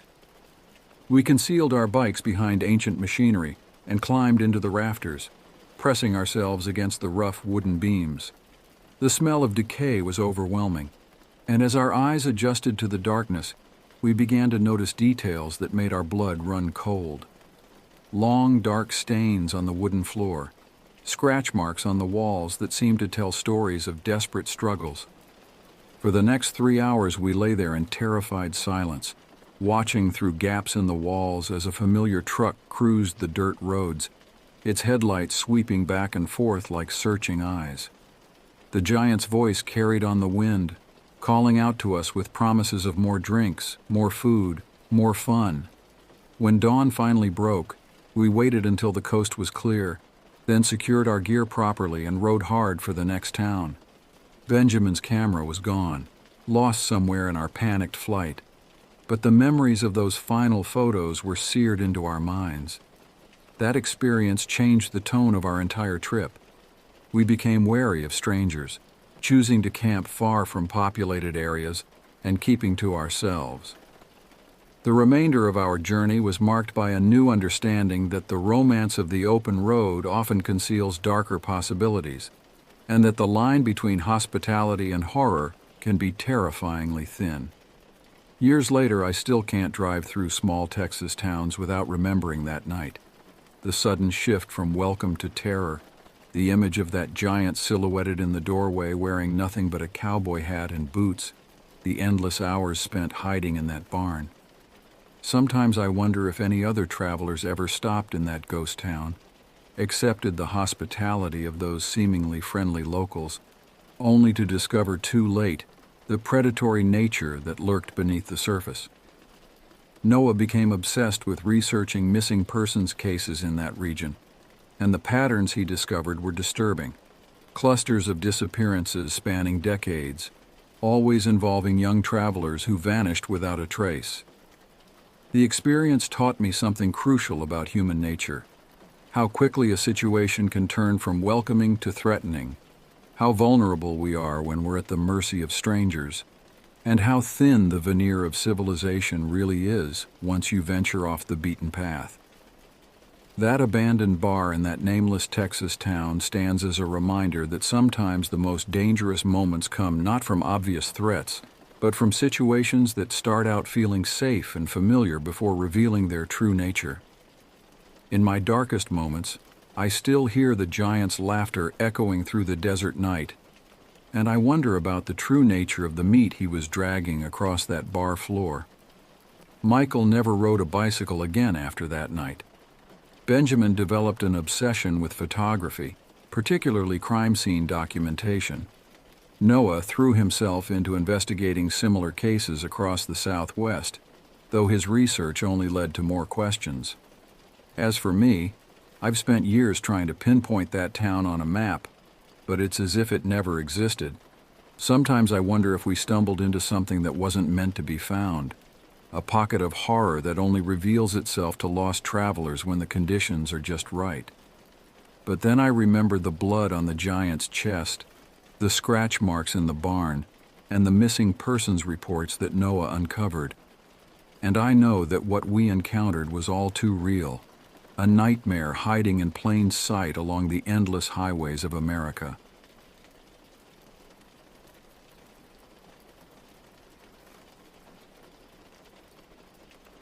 My name is Victor Martin. The story I'm about to tell you happened back in 1995, but the memories are as vivid as if it were yesterday. Sometimes I wish I could forget, but then I remember why I shouldn't. It's a reminder of the darkness that can lurk even in the brightest of places. Back then, I was a cop in a small town in Oregon called Springwater. It was one of those places you see in postcards, picturesque, with a main street lined with mom and pop shops, and surrounded by lush evergreen forests. The kind of town where you can't go to the grocery store without running into at least 3 people you know. I wasn't just a cop in Springwater, I was Springwater, through and through. I grew up there, played football for the Springwater Stags in high school, and even married my high school sweetheart, Lisa. We had 2 kids, Jamie and Ben, and our life was as predictable as the seasons changing. You know the kind of life I'm talking about, where you wave at everyone because you know them and they know you. Lisa and I bought a modest 2-story house on Maple Street, just 3 blocks from where I grew up. It was painted a soft yellow with white trim, and Lisa had planted a garden full of bright flowers in the front yard. Every morning I'd wake up to the smell of fresh coffee and the sound of our kids getting ready for school. It was the American dream, small-town style. Our neighbors were the Johnsons on one side and the Patels on the other. Bob Johnson was a high school teacher, and his wife Sarah ran the local bookstore. The Patels owned the best Indian restaurant in town, well, the only Indian restaurant, but it was damn good. Their daughter, Priya, babysat for us sometimes. Life in Springwater had a rhythm to it. Summers were for barbecues and the county fair. Falls were crisp and full of the excitement of a new school year and Friday night football games. Winters brought snowball fights and hot cocoa at Mabel's Diner. And springs, well, springs were when Springwater truly lived up to its name, with wildflowers blooming everywhere, and the whole town seeming to come alive after the long winter. As a cop, my job was mostly routine. I'd patrol the streets, break up the occasional bar fight at O'Malley's pub, and sometimes have to give a speeding ticket to someone rushing through town. The most excitement we usually had was when old Mrs. Henderson's cat got stuck in a tree again, or when the high school kids tried to pull off their senior prank. But don't get me wrong, I loved my job. I loved being a part of this community, protecting it, watching over it. I knew every face, every story. I was there when little Timmy broke his arm falling out of the big oak tree in the park, and I was the one who drove him to the hospital, sirens blaring just to make him feel special. I was there at every town meeting, every parade, every celebration. That's what made what happened in '95 so hard. Because when darkness came to Springwater, it didn't just threaten the town, it threatened everything I knew, everything I believed in. It was a Tuesday in late September when it all started. The leaves were just beginning to turn, painting the town in shades of gold and red. I remember it clearly because it was the day before my son Ben's 10th birthday, and Lisa had asked me to pick up his cake from the bakery after my shift. My day started like any other. I woke up at 6 a.m., kissed Lisa goodbye, and ruffled the kids' hair as they sleepily ate their cereal. I put on my uniform, polished my badge until it shone, and headed out. My first stop, as always, was Mabel's Diner. Mabel had been running that place since before I was born, and she knew everyone's order by heart.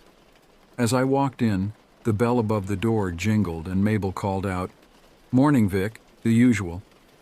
I nodded, settling onto my favorite stool at the counter. "Morning, Mabel. How's tricks?" Mabel, a plump woman in her 60s with curly gray hair and a perpetual smile, poured me a cup of coffee. "Oh, you know how it is. Did you hear about young Tommy Peterson? Caught him trying to sneak into the drive-in last night with Sally Adams?" I chuckled, shaking my head. Those two have been causing trouble since kindergarten. Their parents must be at their wits' end. Mabel's place wasn't just a diner. It was the hub of Springwater's gossip network. If you wanted to know what was really going on in town, you came here.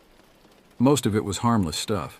Who was dating whom, whose garden was going to win a blue ribbon at the upcoming fair, that sort of thing. But every now and then you'd catch wind of something a bit more serious. As I sipped my coffee and ate my usual breakfast of scrambled eggs and toast, I listened to the chatter around me. Mr. Johnson from the hardware store was complaining about a shoplifter, and I made a mental note to stop by later and check it out. Mrs. Patel was excitedly talking about her daughter getting accepted to college. Just as I was finishing up, Mabel leaned in close. "Hey, Vic," she said in a low voice. "Have you heard anything about that old Wilson farm? Billy swears he saw lights out there the other night." I frowned. The Wilson farm had been abandoned for years, a relic of better days when the Wilsons ran one of the biggest apple orchards in the county. Now it was just a spooky old farmhouse that kids dared each other to visit on Halloween. "Probably just some teenagers messing around," I said, but I made a mental note to drive by there later just in case. Finishing my coffee, I thanked Mabel and headed out. The morning air was crisp with just a hint of the coming fall. I got into my squad car and started my usual patrol around town. Springwater wasn't a big place. You could drive from one end to the other in about 15 minutes. I cruised down Main Street waving at Mr. Gonzalez as he opened up his barber shop, and Mrs. Lee sweeping the sidewalk in front of her flower store. Everything seemed normal. Kids were walking to school, people were heading to work, and the town was coming to life for another day. I had no idea that in just a few hours, everything would change. I parked the squad car outside the station around 8:30 a.m. The station was a small brick building right next to the town hall. Inside, it was all business. A few desks, a couple of holding cells that rarely saw use, and a small break room. "Morning, Vic," called out Donna, our dispatcher.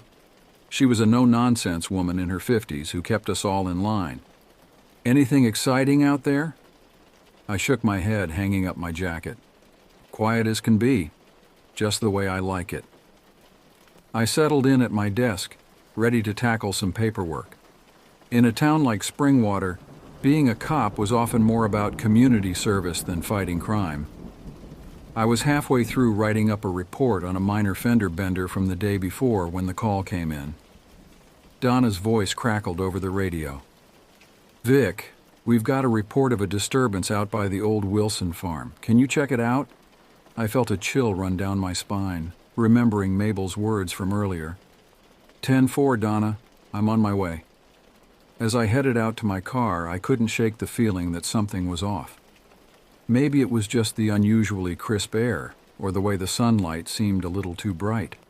But somehow, I knew that this wasn't going to be just another routine call. I pulled out of the station, flipped on my siren, and headed towards the Wilson farm, unaware that I was driving straight into the darkest chapter of Springwater's history. The drive out to the Wilson farm took about 20 minutes. As I left the familiar streets of Springwater behind, the landscape changed.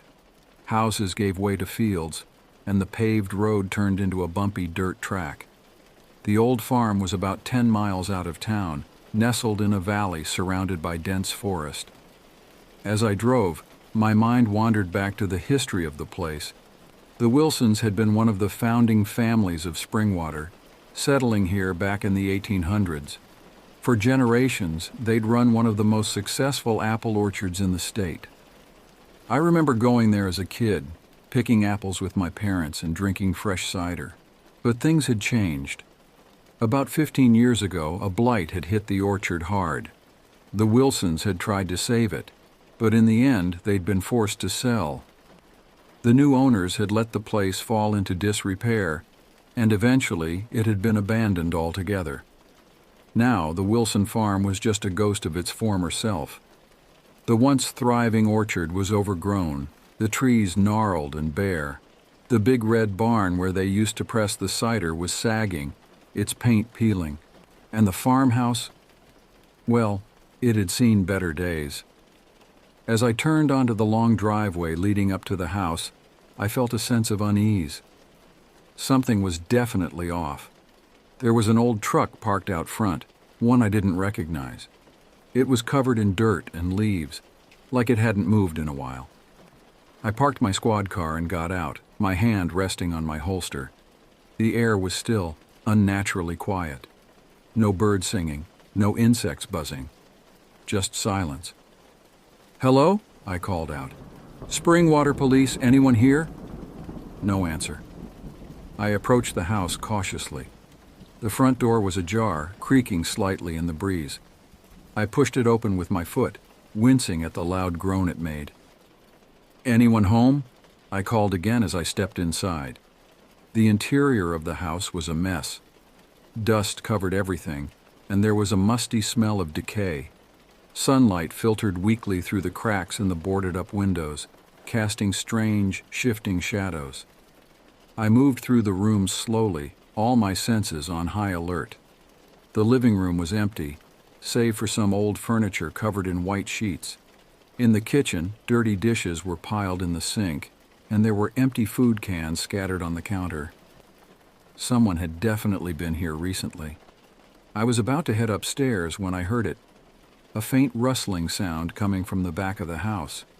I followed the noise, my heart pounding in my chest. That's when I found her.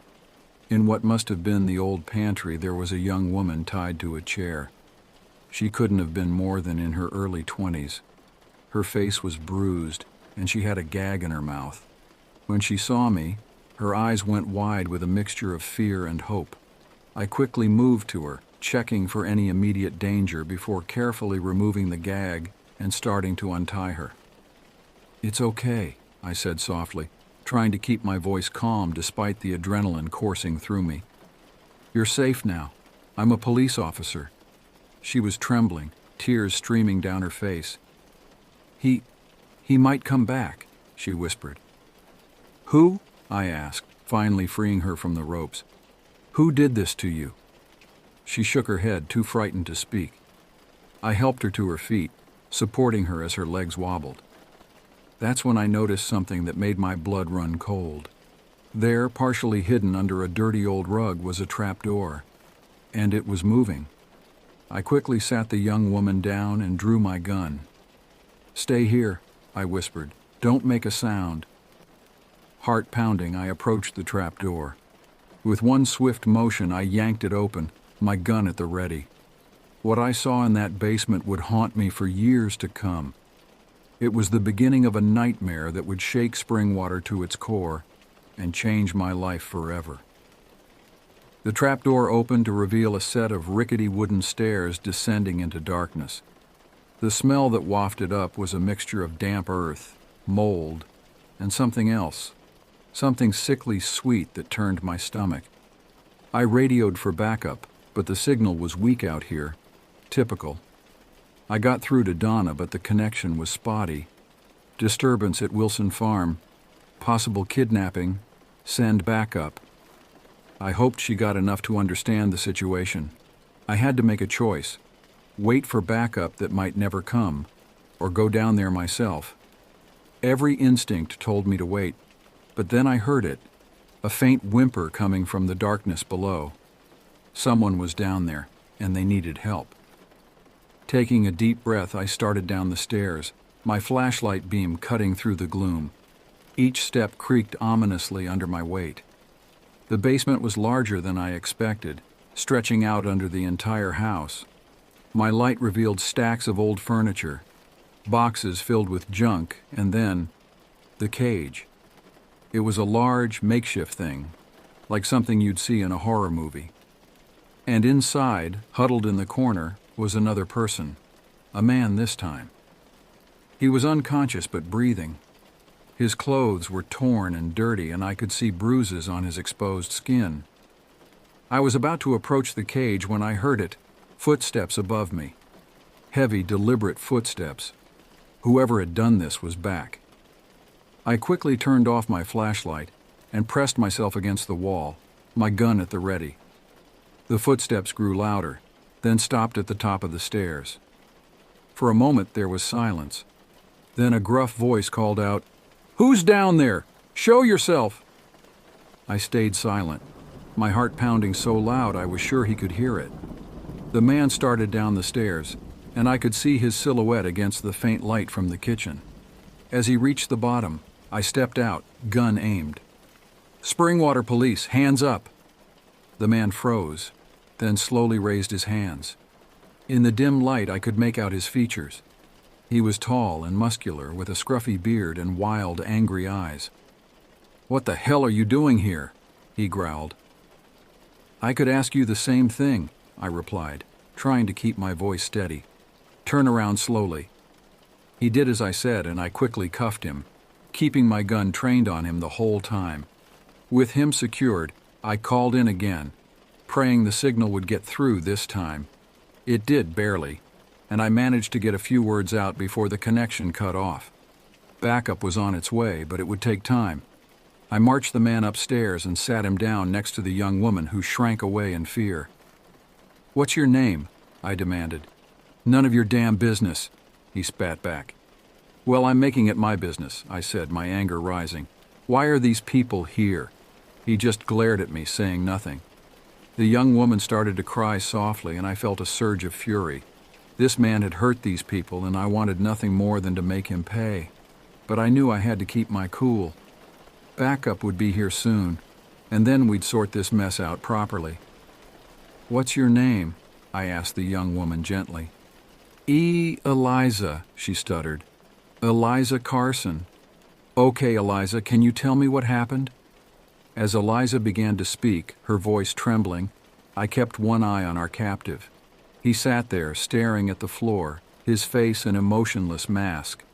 But there was something in his eyes, a glint of something dark and dangerous. I had a sinking feeling that what we'd discovered here today was just the tip of the iceberg. Little did I know this was only the beginning of a case that would push me to my limits, test my faith in humanity, and force me to confront the darkness that can lurk even in the most unexpected places. As we waited for backup to arrive, I tried to piece together what had happened. Eliza, still shaken but growing calmer, told me her story. She had been hitchhiking, trying to get to Portland to start a new life. A man, the one now sitting handcuffed on the floor, had picked her up. He'd seemed nice at first, offering her a ride and even buying her lunch at a roadside diner. But then he'd taken a detour, saying he needed to stop at his place for something. That's when things had gone terribly wrong. "He brought me here," Eliza said, her voice barely above a whisper. "I tried to run, but he was too strong. He tied me up and—" She trailed off, unable to continue. I nodded, trying to keep my face neutral despite the anger boiling inside me. "You're safe now, Eliza. We'll get you help." Just then, I heard the blessed sound of sirens in the distance. Backup was finally arriving. Within minutes, the old farmhouse was swarming with cops. My colleagues took the kidnapper into custody, while paramedics tended to Eliza and the man from the basement, whose name we learned was Peter Simmons. As the scene was being processed, I stepped outside for a moment, needing some air. The sun was setting, painting the sky in shades of orange and pink. It was beautiful, jarringly so given what we'd just uncovered. I took a deep breath, trying to center myself. My partner, Jake Thompson, came up beside me. Jake was younger than me, in his early 30s, with a shock of red hair and a perpetual look of concern on his freckled face. "Vic," he said quietly, "you need to see this." He led me to a shed behind the house that I hadn't noticed before. Inside, pinned to the walls, were dozens of photographs. My stomach churned as I realized what I was looking at. More victims. Some of the photos dated back years. "Jesus," I muttered. "How long has this been going on?" Jake shook his head. "We don't know yet, but Vic, some of these people, I recognize them. Missing persons cases from all over the state." I felt a chill run down my spine. This wasn't just a random kidnapping. This was something much bigger, much darker. And it had been happening right under our noses, in our quiet little town. The next few weeks were a blur of activity. The kidnapper, who we identified as Roy Mathis, was a drifter with a record of petty crimes, but nothing like this. Under questioning, he refused to talk, just sat there with a smug look on his face that made me want to wipe it off with my fist. We tore the Wilson farm apart, looking for any clue that might help us understand the full scope of Mathis's crimes. Every day seemed to bring a new horror. We found more hidden rooms, more evidence of victims. The basement, we discovered, went deeper than we'd initially thought, with tunnels branching off in different directions. The case quickly grew beyond what our small-town police force could handle. The FBI was called in, and soon Springwater was crawling with federal agents. I worked closely with Agent Sarah Chen, a no-nonsense woman who'd seen her fair share of ugly cases. "In all my years," she told me one night as we pored over evidence, "I've never seen anything quite like this." The town was in shock. Springwater had always been the kind of place where people left their doors unlocked, where everyone knew their neighbors. Now, an atmosphere of fear and suspicion hung over everything. Parents kept their children close, and people eyed strangers with distrust. Lisa was worried sick about me. I was working long hours, coming home late, if at all. When I did make it home, I couldn't sleep. The faces of the victims haunted me. How many had there been? How many could we have saved if we'd only known sooner? One night, about a month into the investigation, I was sitting on our porch, nursing a beer and watching the stars. Lisa came out and sat beside me, not saying anything, just being there. After a while, she took my hand. "Vic," she said softly, "you can't carry this all on your own. Talk to me." And so I did. I told her everything, the horrors we'd found, the nightmares that plagued me, the guilt that ate at me. As I talked, I felt some of the weight lift from my shoulders. Lisa listened, her hand never leaving mine, her presence an anchor in the storm of emotions.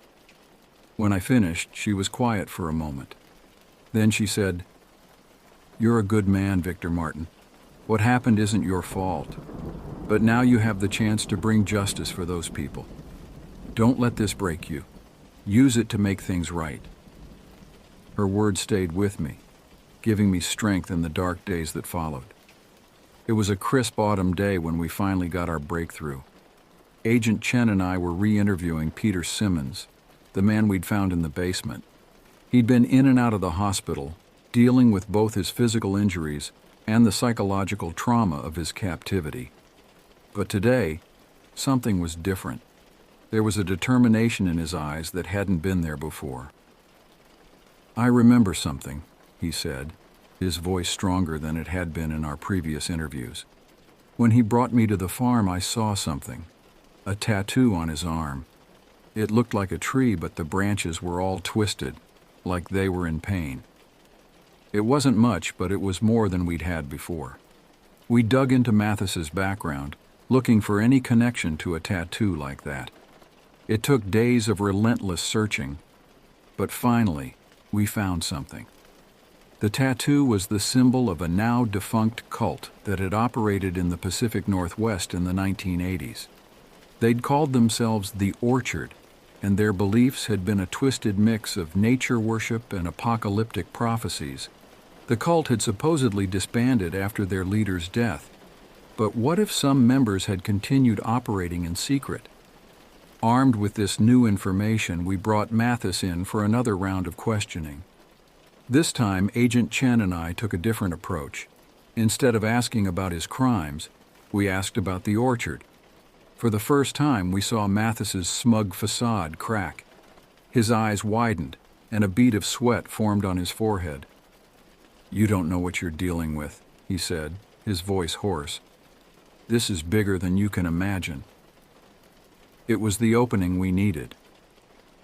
Over the next several hours, the whole horrifying truth came spilling out. The orchard hadn't disbanded. It had gone underground. For years, they'd been operating in secret, kidnapping people for their twisted rituals. The Wilson Farm was just one of several sites across the state. As Mathis talked, I felt a mix of revulsion and a grim satisfaction. We were finally getting answers, but each revelation brought with it a new horror. The scope of the orchard's crimes was staggering. With Mathis's confession, we finally had enough to move on the other orchard sites. The next week was a flurry of activity as multiple law enforcement agencies coordinated for a simultaneous raid on all known orchard locations. I was part of the team hitting a compound just outside of Bend. As we approached under the cover of darkness, my heart was pounding. This was it, the culmination of months of work, the chance to finally put an end to the orchard's reign of terror. The raid was chaotic.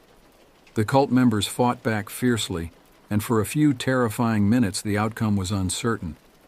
I found myself in a shootout with a wild-eyed man who was screaming about the cleansing fire. A bullet whizzed past my ear, so close I felt the heat of its passage. But in the end, we prevailed.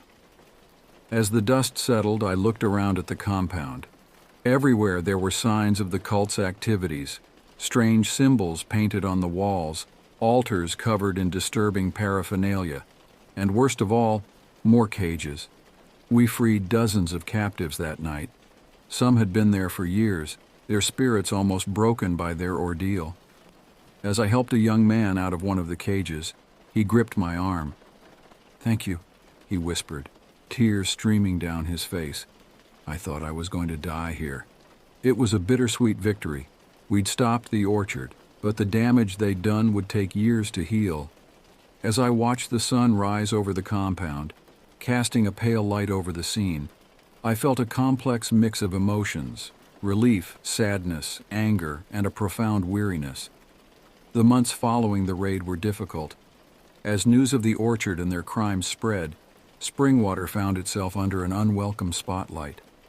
Reporters descended on the town, digging for any scrap of information. Many of the townspeople retreated into their homes, overwhelmed by the attention and the horror of what had happened in their midst. The case had taken its toll on me. I found myself jumping at shadows, suspicious of everyone. Lisa was worried, and honestly, so was I. I started seeing a therapist, trying to process everything I'd seen and done. Slowly, things began to improve. The media circus eventually moved on to the next big story. The town started to heal, coming together in the face of adversity. We held vigils for the victims, planted a memorial garden in the town square. A year after the raid, I was sitting in Mabel's diner having my usual breakfast. Mabel came over, coffee pot in hand, and gave me a warm smile. "You doing okay, Vic?" she asked, her voice full of motherly concern. I thought about it for a moment. "Yeah," I said, surprised to find that I meant it. "Yeah, I think I am." Just then, the bell over the door jingled, and in walked Peter Simmons. He'd moved to Springwater a few months back, saying he felt safe here. He caught my eye and nodded, a silent acknowledgement passing between us. As I watched Peter take a seat at the counter, chatting easily with Mabel, I felt something I hadn't in a long time: hope. We'd been through hell, but we'd come out the other side. Springwater would never be the same, but maybe, just maybe, it could be something better. The darkness had come to our town, but we hadn't let it win. We'd faced it, fought it, and in the end we'd turned on the light. And isn't that what really matters? Now, nearly 30 years later, I sit on my porch watching my grandchildren play in the yard. Springwater has changed a lot since that fateful year. We're bigger now, less naive perhaps, but also stronger. The old Wilson farm is gone, replaced by a community center that offers support to trauma survivors. I retired from the force 10 years ago, but I still keep in touch with my old colleagues. Jake Thompson is the chief of police now, and he's doing a damn fine job. Agent Chen visits sometimes, and we reminisce about the old days over a beer. The Orchard case changed me, changed all of us. But as I watch the sun set over the town I've called home my entire life, I realize something. The darkness may always be out there, waiting, but so is the light. And it's up to each of us to keep that light burning, to stand against the darkness wherever we find it. Because in the end, that's what being a cop in Springwater, no, being a human being, is all about. Looking out for each other, protecting our own, and never, ever letting the darkness win. As twilight deepens and my grandchildren's laughter echoes across the yard, I smile. Despite everything, or maybe because of it, life is good. And tomorrow? Well, tomorrow is another day in Springwater, and I wouldn't have it any other way.